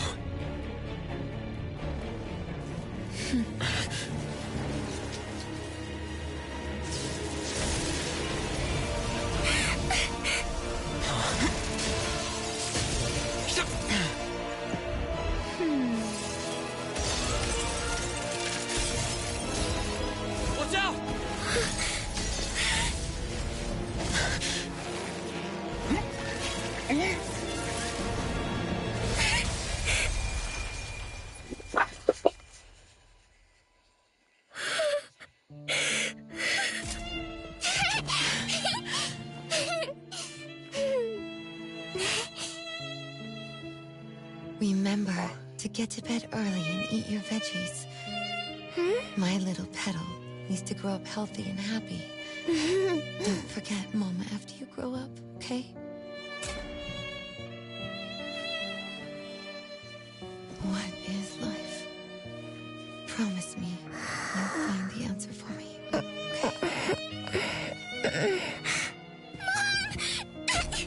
Where are you going?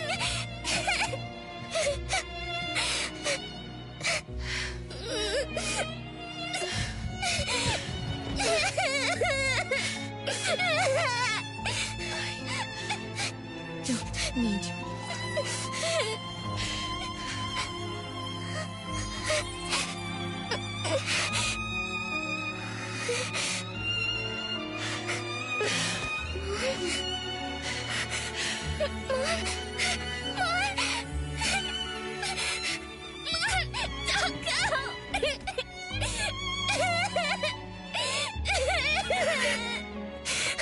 It's all my fault.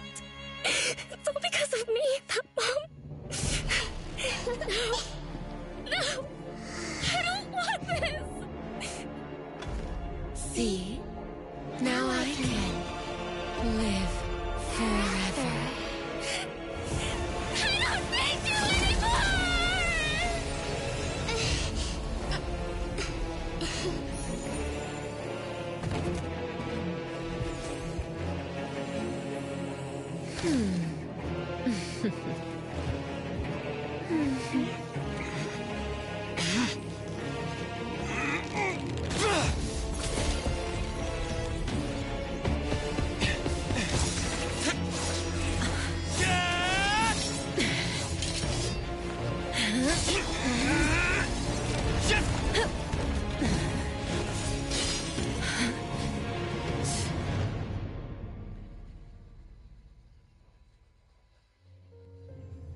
Come on.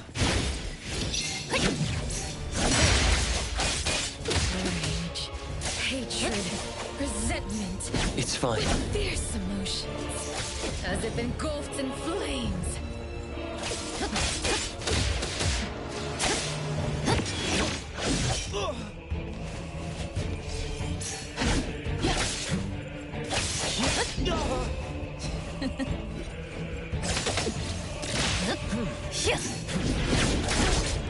Be careful. Hey.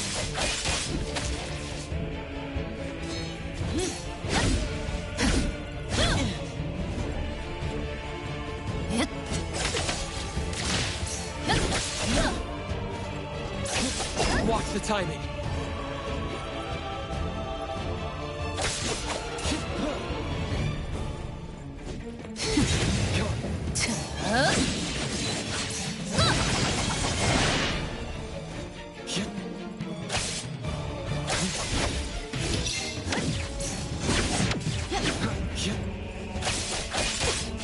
Make splinter and fracture.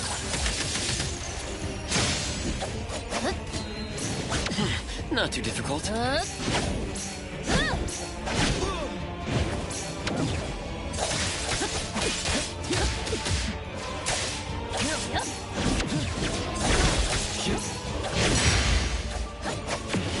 Perfect timing.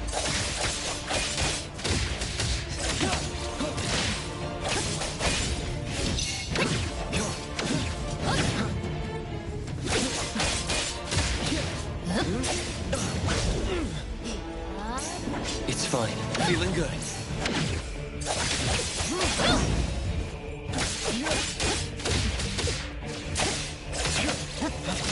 Let's finish this!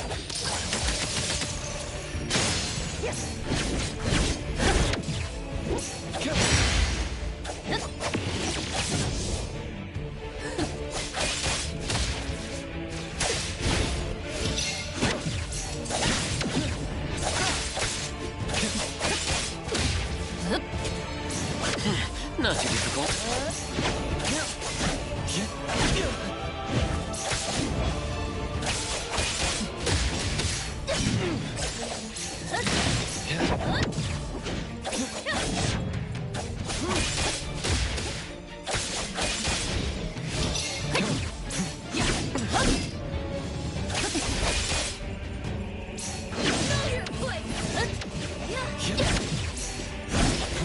Feeling good. Stronger than I expected.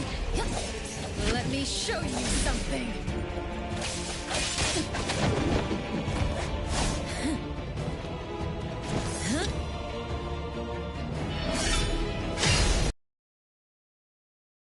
In this illusory realm,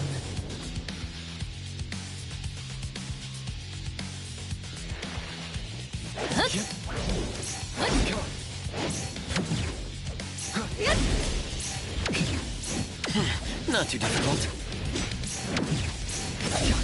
entertain me with your struts. Once I'm born, I'll bury you in this scarlet floral sea.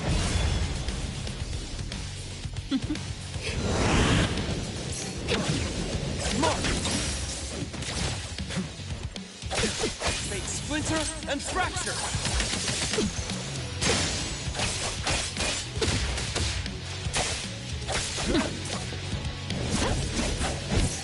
Watch your timing. Engrave.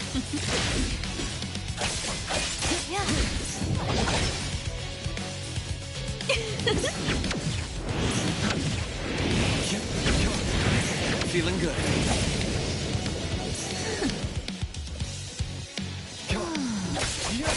It's fine.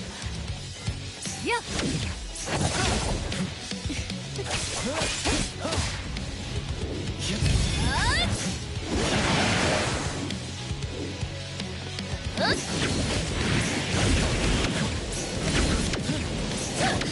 Not too difficult.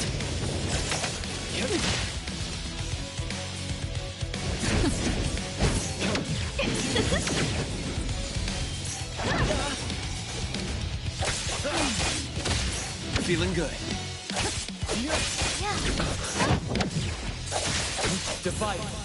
Slice zero. Right. Not too difficult.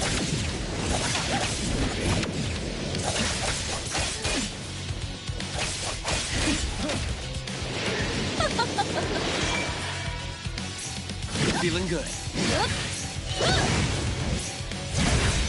Time for a dance! Where are you going? Engrave.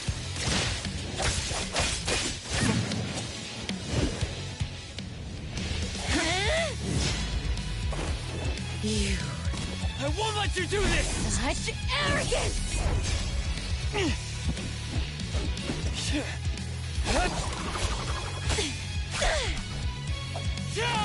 Is that it?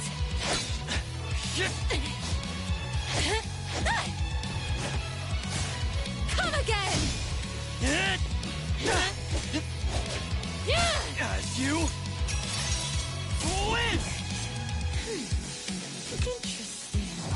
Unfortunately, this is the end! Cower before me!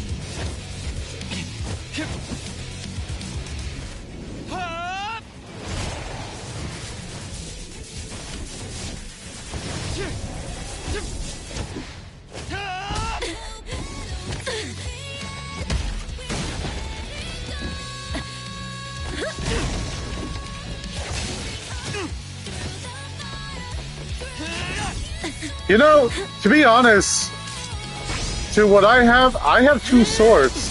3 maybe, 4, 5. I lost count, but I do use swords. I could do legendary weapons.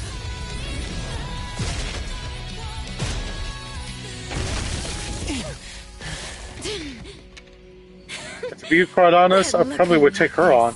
I like it! Huh? What the? What the? Wait, who does that belong to? Is that Chaos?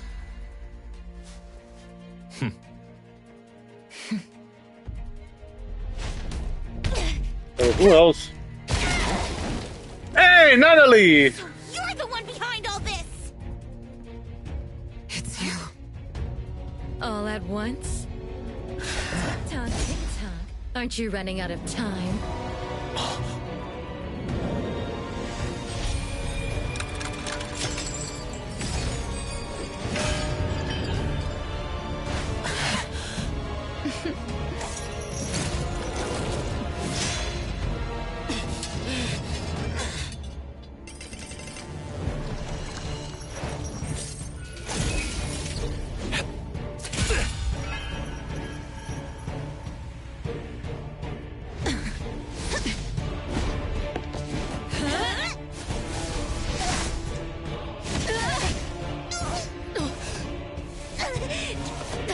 You're slower, Daffodil. Is this little cutie distracting you? I wonder when she dies, she'd be just as charming!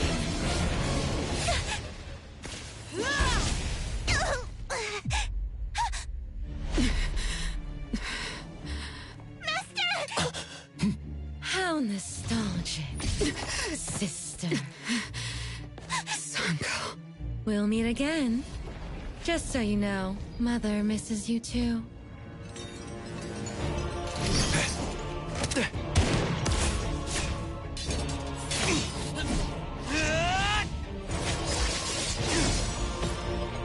Daffodil! I'm fine.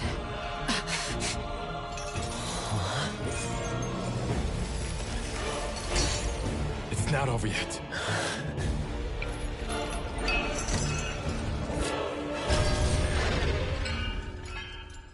All of us together to fight that thing.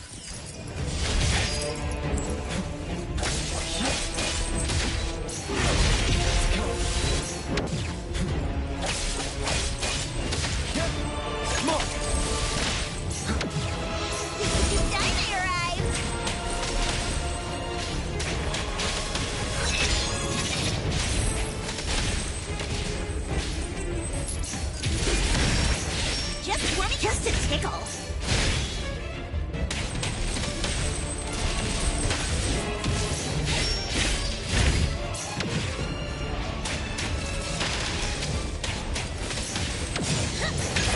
Can't touch this. Let me take over. Strike. Everyone, follow my command. Child's play. Trust me. Let's finish this! Here I am.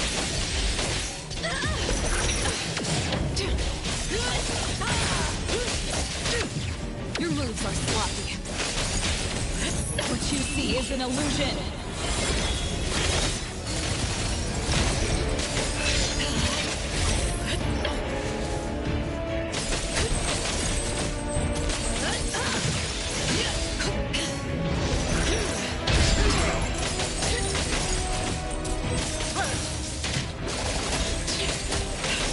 I will see through the nexus. Heroes to the rescue! Thunderbolt, it's our turn!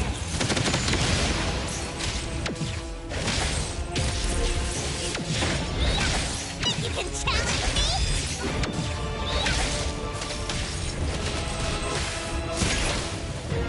Let me take over.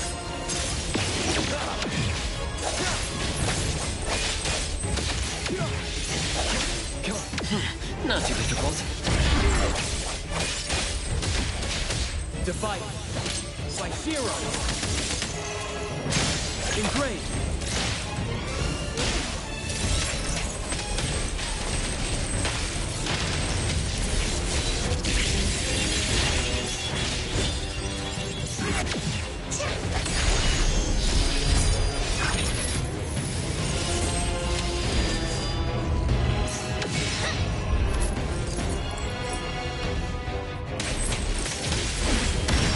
Can't touch this! Everyone, follow my command! Just warming up.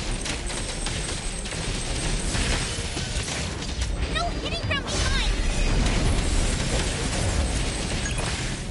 I will see through the nexus. Got this covered!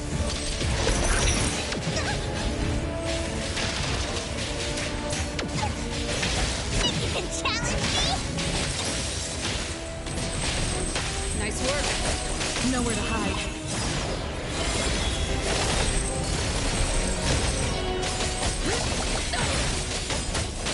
I'm gonna show you how a great teacher makes Thunderbolt its own turn!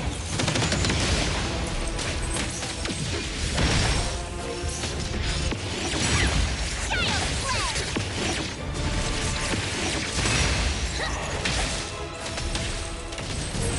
Let make splinter and fracture. That's right. Easy time to arrive!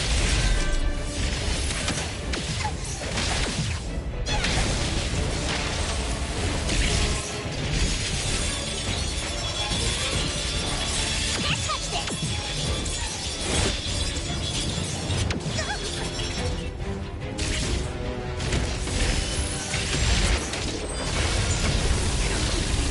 Wait! Arrogant! Is everyone okay? I'm Did we fine. beat it? But Daffodil, are you okay? Master got hurt the worst. And it's all because of me. I'm fine, Oh. really. It's good that you're okay. Renee's unharmed too. Just dizzy from breaking free of the anomaly spell. Unfortunately, Zanko got away. She's the core member of the criminal organization, the Scarlet Letter. And a report for the puppetization case. That's gonna be a lot of paperwork. Thanks to everyone from A-Bone. The Bureau will continue to investigate into the aftermath of the issue between the debt collector and the Constantine family.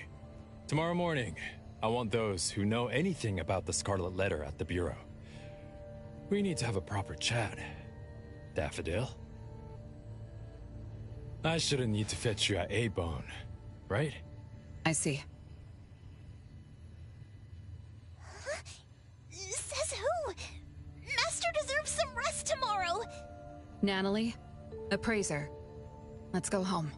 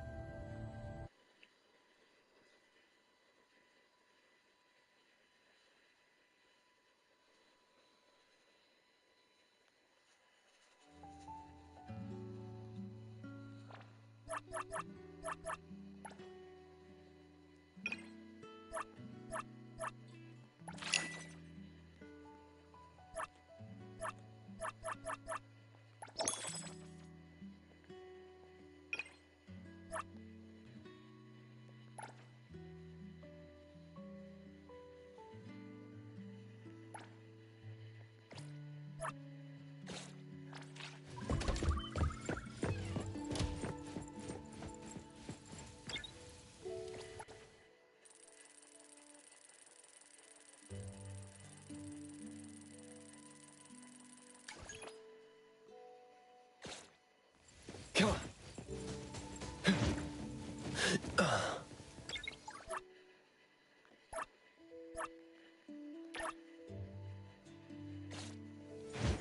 The wind's just right.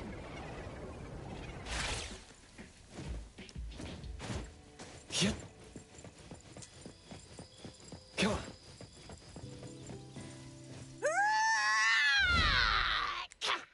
Huh? What is that? Huh? Oh, the shades. I saw this look on Bagel. It screams rock, right? Once the Kaluchis No. break into the music world, everyone's getting a pair. I'll preemptively pass, thanks.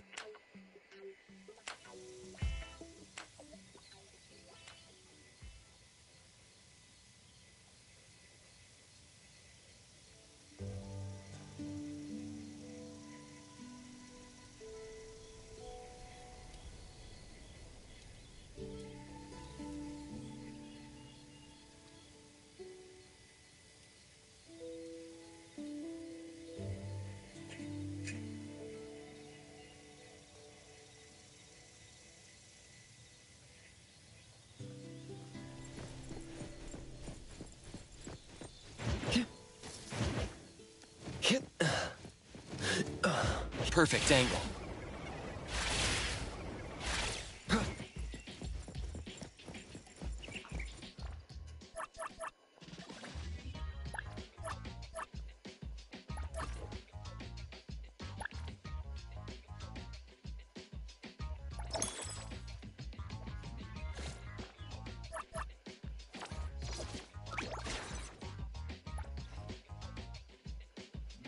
Still need to collect a lot of that before I can get her.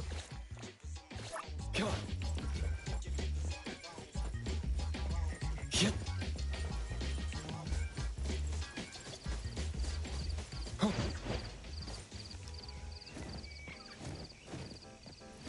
Still wish I get Natalie. Because the way I heard that someone got Natalie that she could walk up walls. I'm like, wait, what? Seriously? Is it because she's a cat? Isn't Mint does she need a certain ability or something?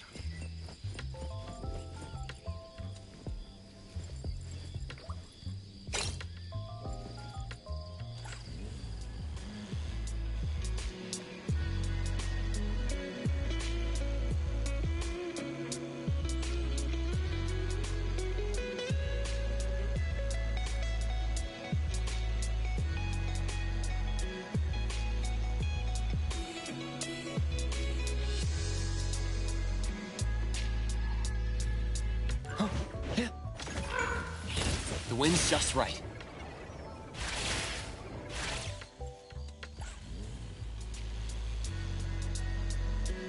Wait, I wonder if I could go off-road.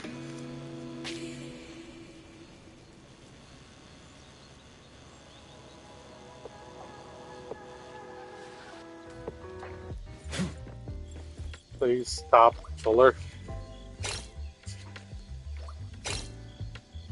Come on. Hey, Mint, we're about to go on a ride.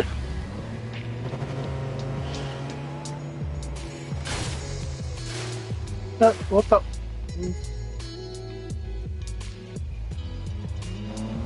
My head. I'm so dizzy.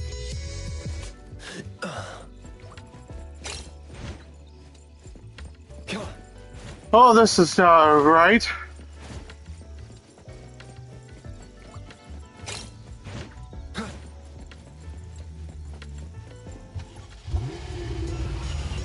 Sorry, Mint.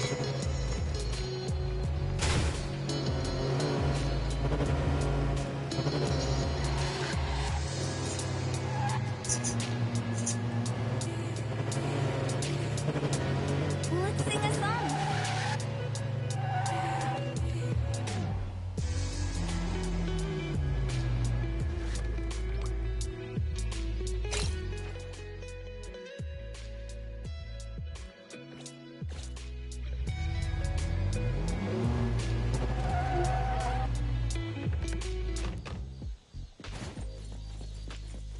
Here is your mental health tip commander. According to PC Mental Health and Substance Services, the mental health professionals have been What are you doing? Don't climb walls or anything. There's like maybe something wrong going on.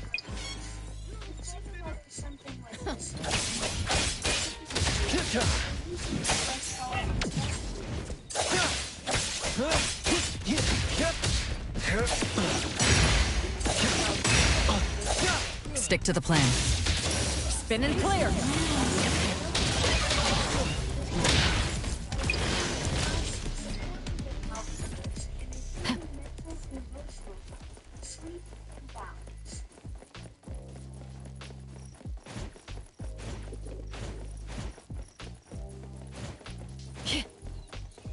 Let me take over.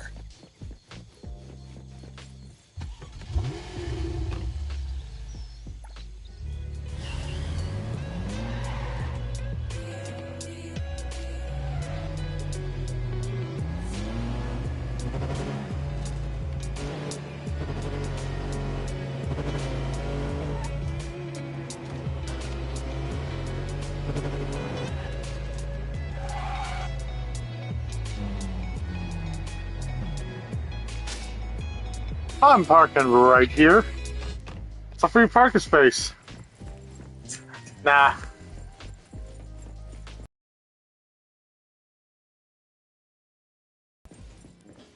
Whoa! Underground hideout vibes! Not bad, not bad. I like the setup. This place has real potential for a family branch office.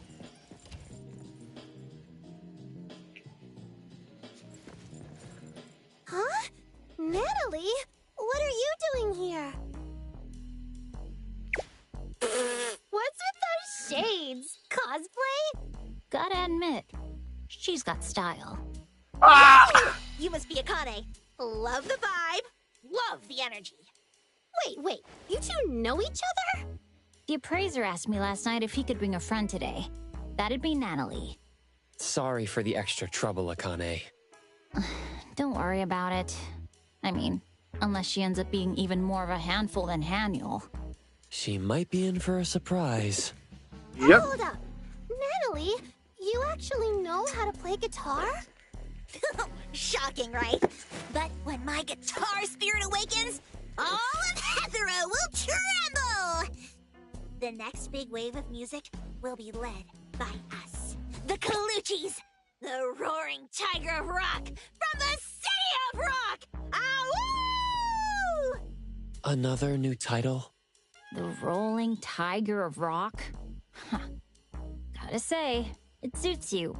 But where exactly is this city of rock you're talking about? Pretty sure it's from some manga. City of Rock?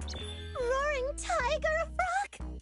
Oh, I get it. It's the classic second episode rival, the destined rival of the guitar prodigy. Time to show you what I've got! The hell? So, the rival's making her dramatic debut. Guess that means you'll have to seriously consider backing down, huh? Wait, is that supposed to be this big? I suppose it is. Yeah, looks about right.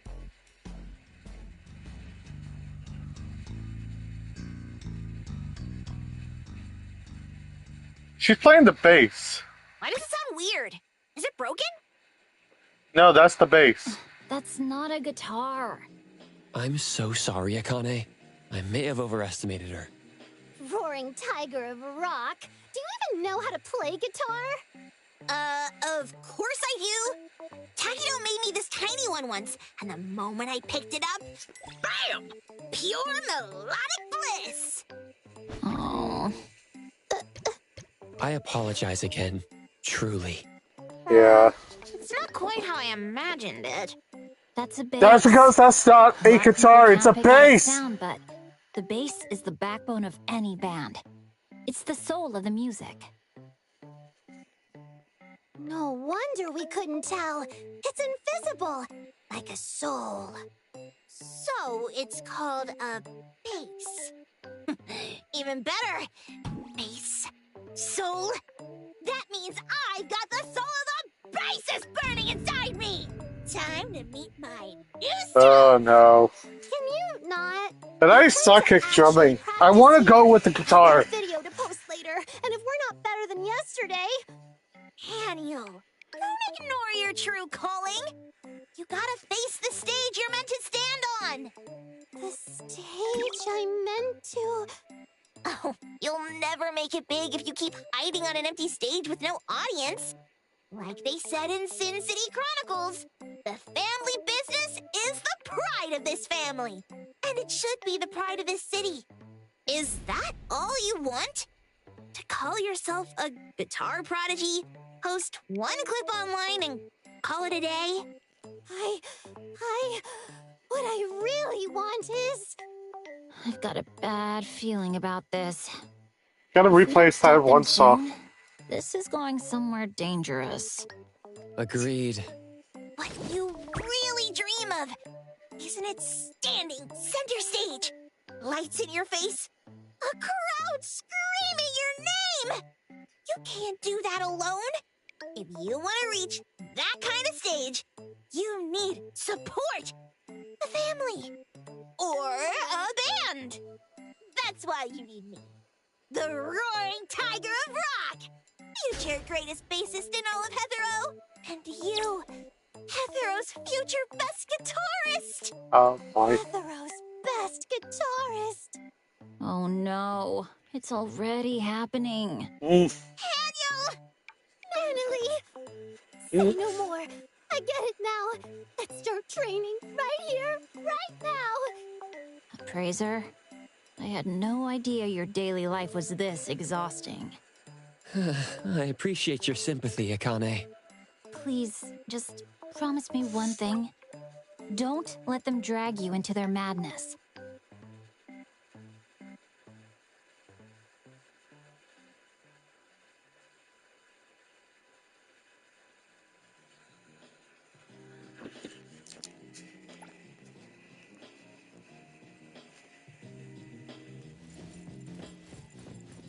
Why do I still gotta do the drums?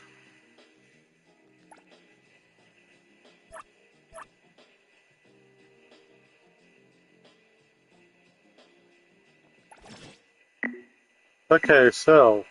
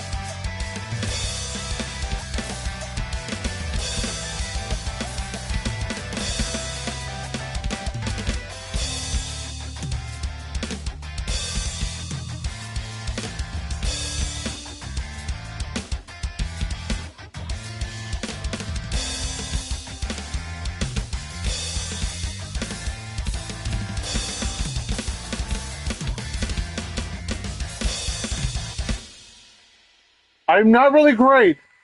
So if anybody just judges me because of that, look, it's a C at best. I'm not really good. Like, I'm on a controller. What else would people would say? I'm on a fucking controller. Store's gotten lively again in just one day. Who was that on base just now? A friend of Haniel and the Appraiser. The one and only Rolling Tiger of Rock. Nanalie. Rolling Tiger, huh? That's pretty cute. Nice to meet you. I'm the manager here, Kiyosawa. Pleased to meet you. I am indeed the Roaring Tiger of Rock. Hi, Kiyosawa. Is this a new poster for the shop? Wasn't me. Maybe Akane put it up.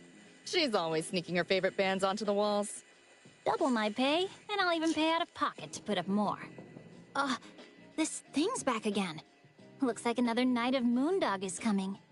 Night of Moondog. What's that? That name sounds familiar. I think I saw it trending on Bagel once. Isn't it a concert or something? Closer to an open audition. But technically, Night of Moondog is a location anomaly that pops up irregularly. An anomaly? I'll show you one. Putting up posters. The posters show up out of nowhere. It's less like promo, more like an omen of the anomaly. On the day of the show, a huge billboard-sized poster shows up in New Herlin District. Never paying for venue, of course. Oh yeah, I remember now. It's shown up a few times, but I never had time to go. This time, since Juyuan hasn't assigned me very many jobs, I've got a shot. Do lots of people go? Tons. Night of Moondog sets up a full stage and rates every performer. Strict scoring, too. Getting a high or perfect score means instant fame in Hetero. It's basically a gold stamp on your music career. That's why a lot of indie musicians try their luck there when they can't land a record deal. A location anomaly for musicians to gather and play music. Over time, it became a citywide music fest. Some use it to prove their skills. Others, to break out of obscurity.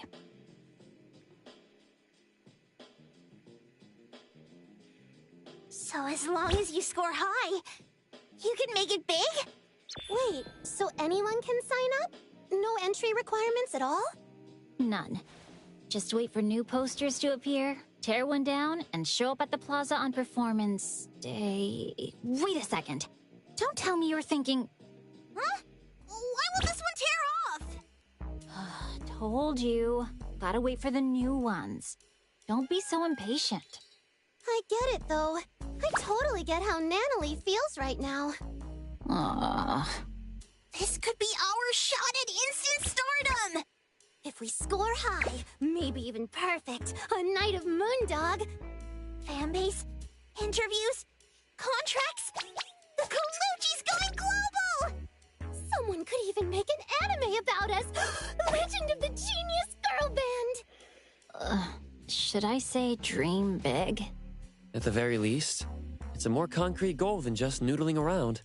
Not gonna lie, you two've got spirit. But the way you played just now, you've got a long way to go. Gotta work twice as hard.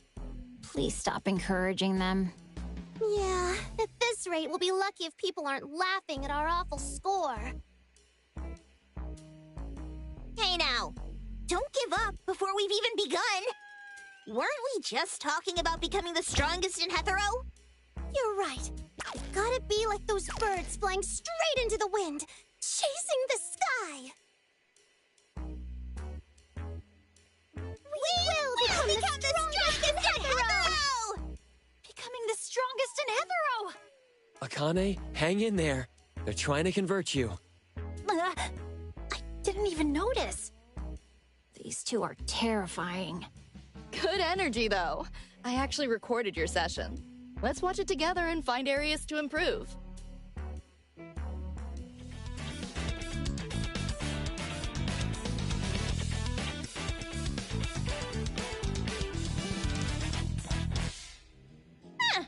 Not bad, Haniel. That strumming had flair. Your fingerwork's gotten way smoother too, Nanalie. So if we keep this up, we'll win!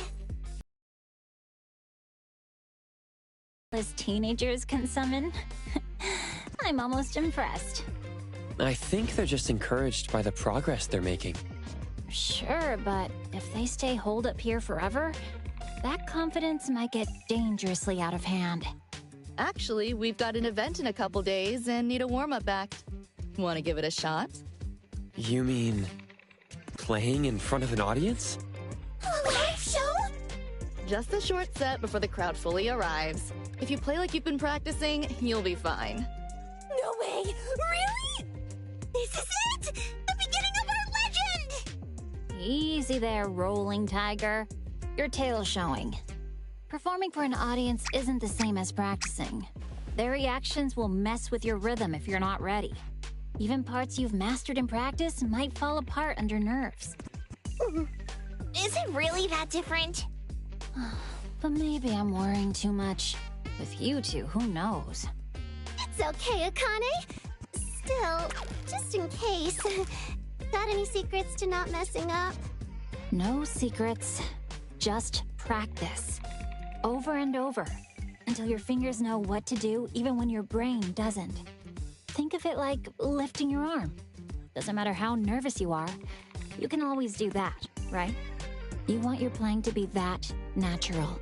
That automatic. That's what a guitarist I admire once said anyway. I still think it's a little too optimistic. Because when nerves really hit, so hard you're dizzy, you might feel like your fingers are made of air. The hands that built the Colucci's might become powerless? That's way too frightening, isn't it? You scared already? Don't worry about that stuff yet. I just want you to understand. There's no shortcut in music. For now, focus on something simpler. Like how you and Nanalie speed up every time you play together. That has to stop. Got it! And Appraiser, as the drummer, you're the heartbeat. Keep them in time. I'll be careful. I'm actually kind of excited for your first performance. Leave it to us. Opening act? We've got this in the bag. All right then. Here. These are for you. What are these? House rule. Every band that plays here has to sell part of their own tickets. It's tied to your payment. I've seen this in anime. Bands always end up selling tickets themselves.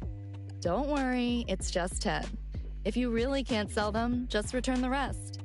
If Jensen weren't bankrupt right now, I'd dump them all on him. Guess I'll trick the silly into buying 5.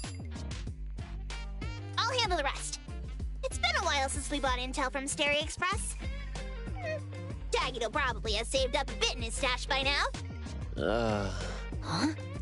All right then, let's go back and get ready.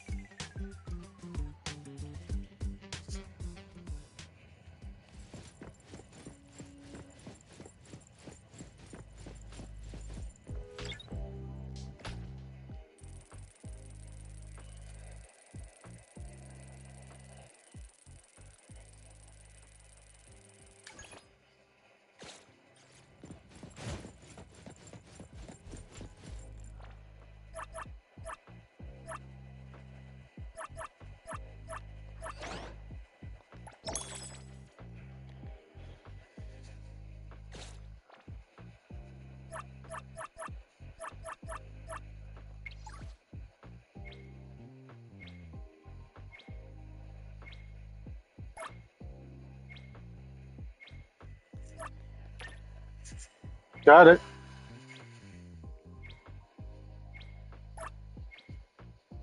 There's Kuroki, Akane. Who else is in this game? Let me guess. Etchichan, and then there's Tachibana.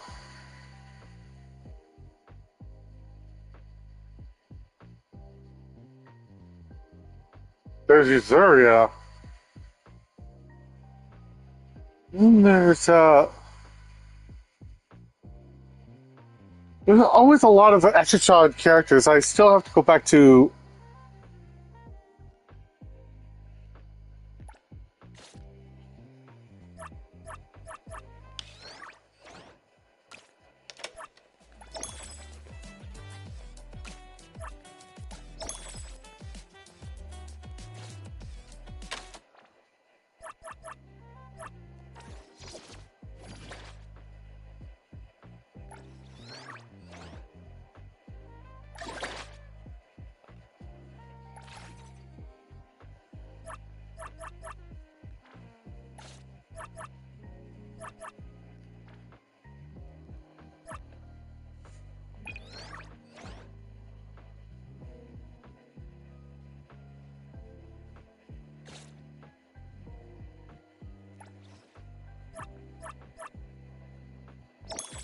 Oh yay! Now I get to have 10 free. Still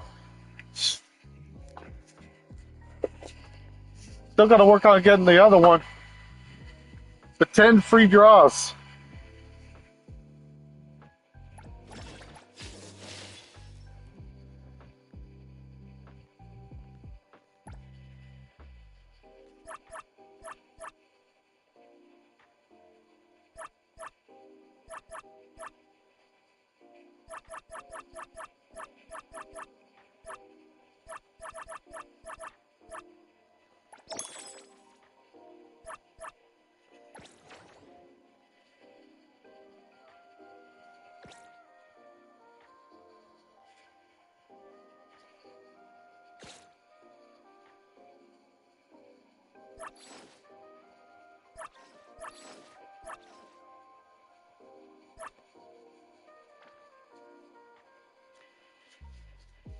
Tiger dice.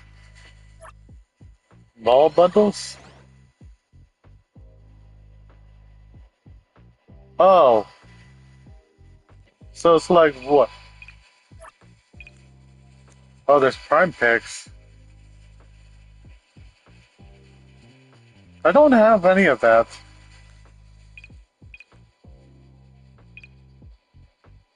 Tiger special.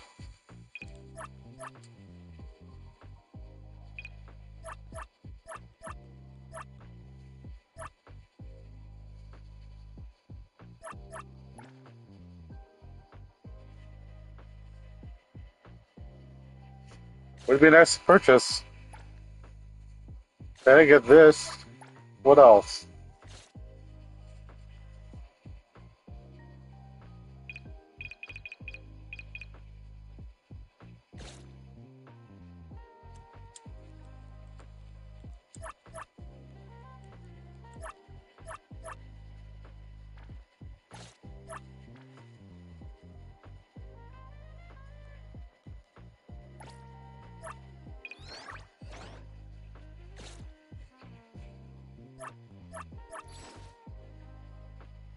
Let's see if what we can roll.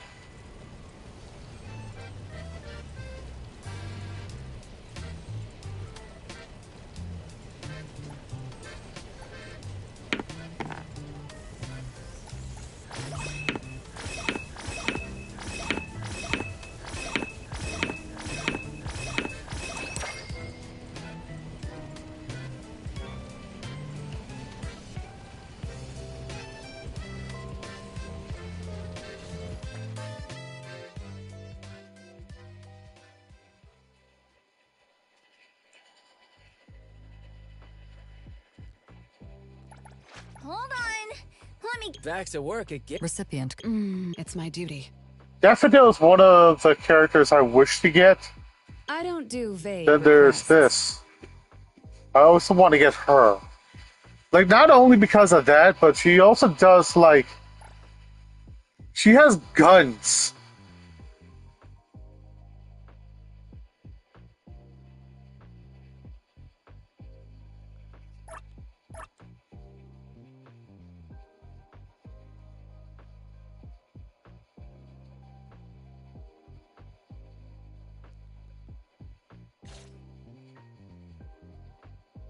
I'm ready. Recipient confirmed. Go ahead, I'm listening.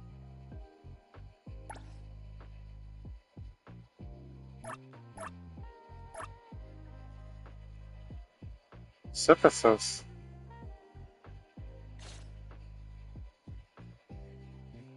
Clarity. Obsession. This pain. It's my duty. Pleasure working with you. I'm ready. What do you want? If you're that I've already free, got her. go buy me the latest Duke K. She maybe look like a little girl, but I don't think she is a little girl.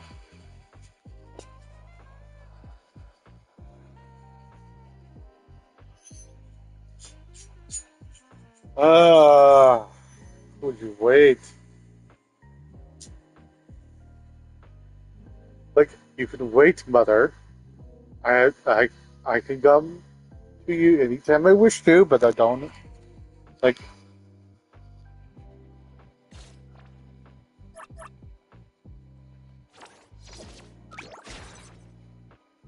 well, if you got a way to help me out.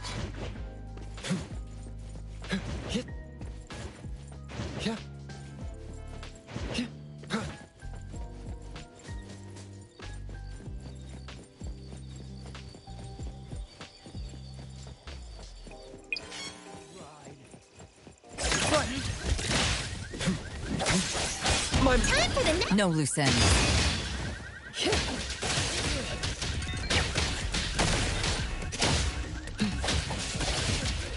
I'm here to help. Leave it to me, Mint.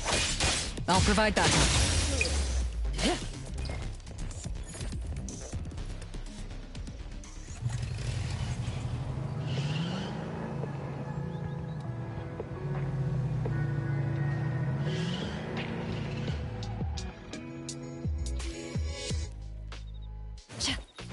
Stay balanced. Everyone's here. Haniel, tell us, what's this new plan of attack? If you're too shy to ask the shop for help, just leave it to me. Ichi Daime and the Kaluchis. Any unsold tickets? My family will take care of them. No way, Natalie. We absolutely cannot sell these tickets to anyone at the shop. Huh? But why not? So Haniel was feeling a little self-conscious about it after all. Think about it. We agreed not to tell the others at the shop until we really had something to show for ourselves, right? Oh, that. We've been leveling up at light speed. I say it's time the family hears about our musical endeavor. But this performance is just an opening act. Not enough spotlight to blow anyone's mind. If we tell them now, we're just spoiling the reveal that we're in a band. Spoiling the reveal? I've got it! We saved the real show for Night of Moondog, when we rise as Hethero's best! Friends who've been quietly goofing off together suddenly step into the limelight! Bam! The classic twist! Fans flooding the shop entrance, screaming our names, tears in their eyes just to shake our hands!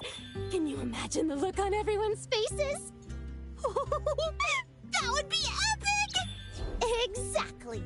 We lay low now and go out with a bang later. So don't breathe a word to the others. Got it? Got it. Makes perfect sense.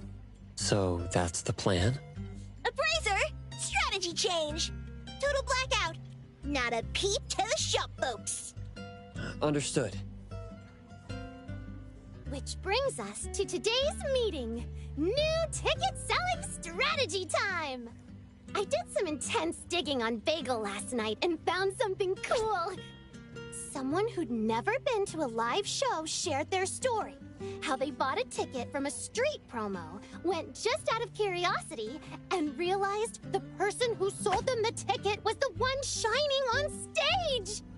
They were so moved, they instantly became a hardcore fan! Huh. Yeah, I can kind of see how that would happen. I get it now. Selling tickets personally means instant superfans, aka future colluding diehards! Alright, let's go full force and sell these things out! Not so fast, Natalie. We've got to split up. It's the most efficient method, straight from delivery work life hacks. Tamamochi Street, Hookahland, and Blue Gaze Campground. All prime spots, full of young people. Higher success rate. Oh, I call Hookahland. I get backaches just thinking about the campground. I'll take Tamamochi Street then. Huh? Why does no one want the campground? Fine. I'll take it. Move out!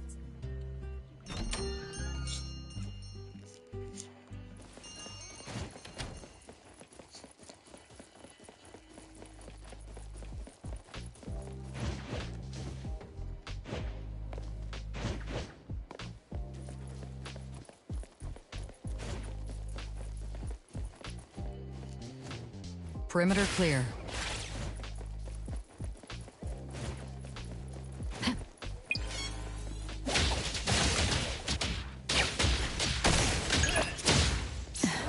Enter on the downbeat.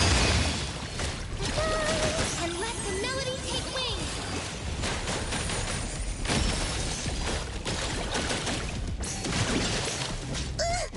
Just like a bird. I'm alright.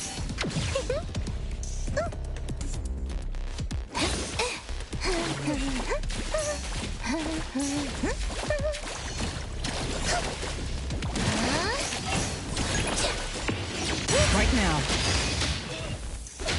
Route secured. Now's the time. Target confirmed.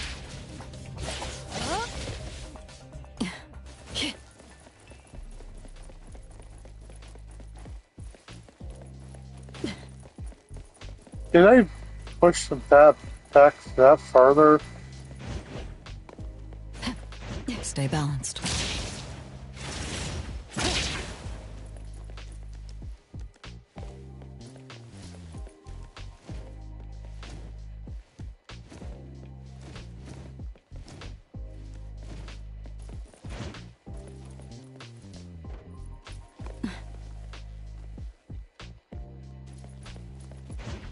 Perimeter clear.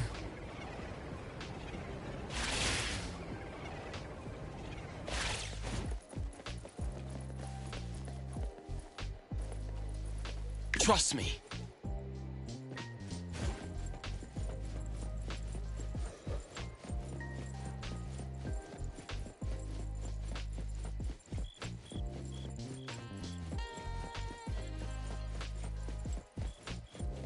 I'll handle this part.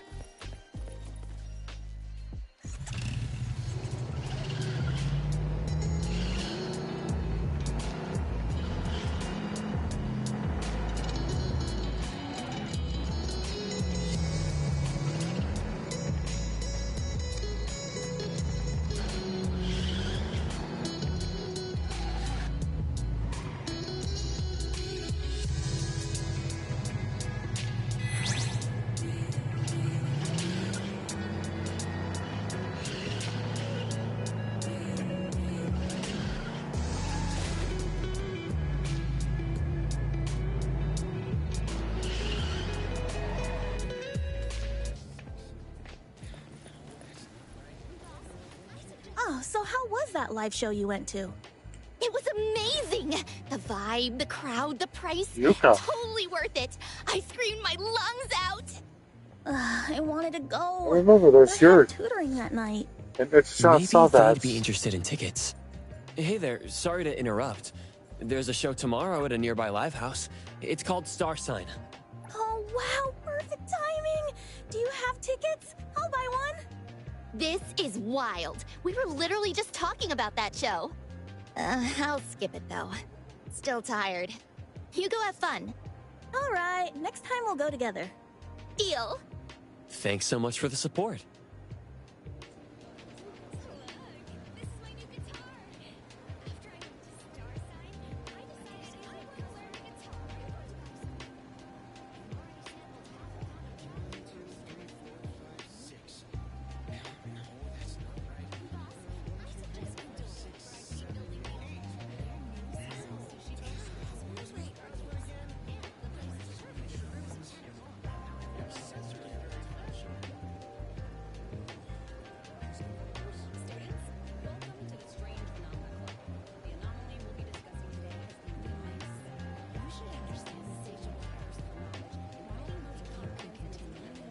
Stuff I could probably find on Temu if I could. If they sell this on Temu.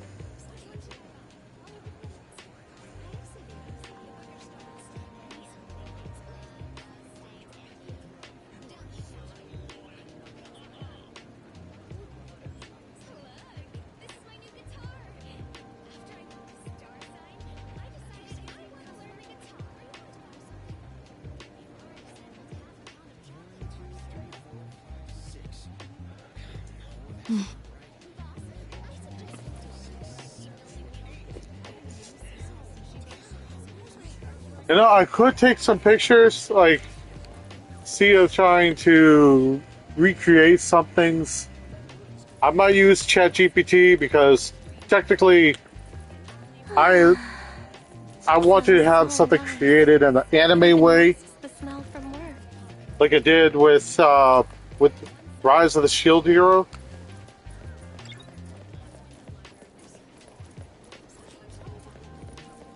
I walked in without realizing.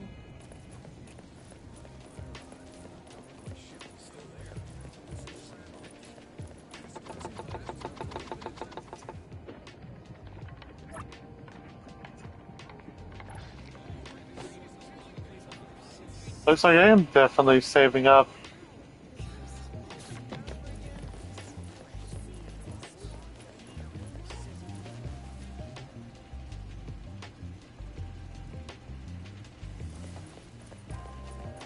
Like I said, I want to save up a bit more so I can try to reach to a goal.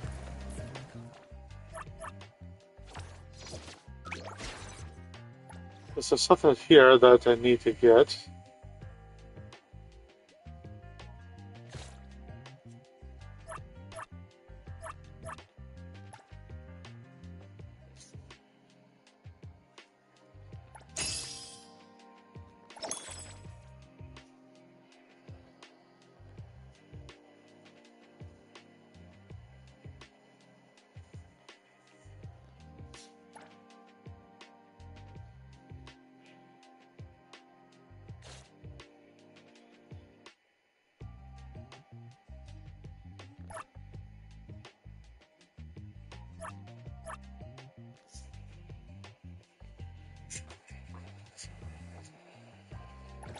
I'm ready.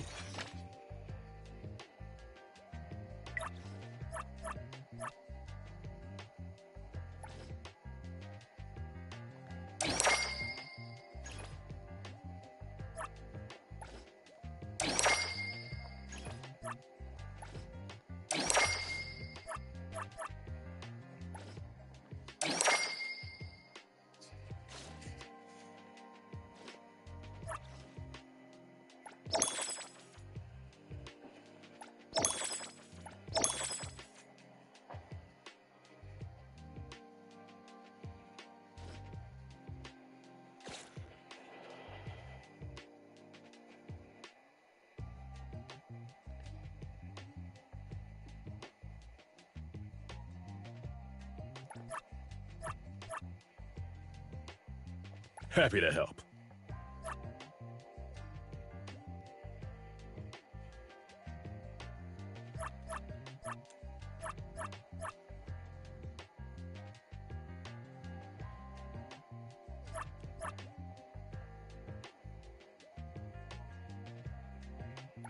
Should we head out?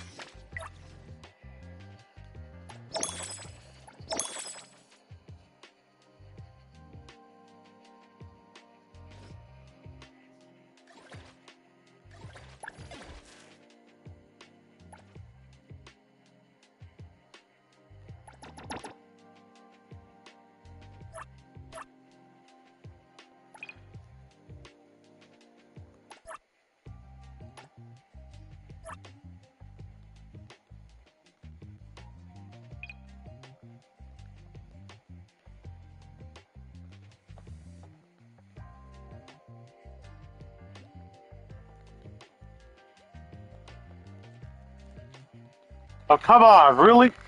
Seriously? You got stuck.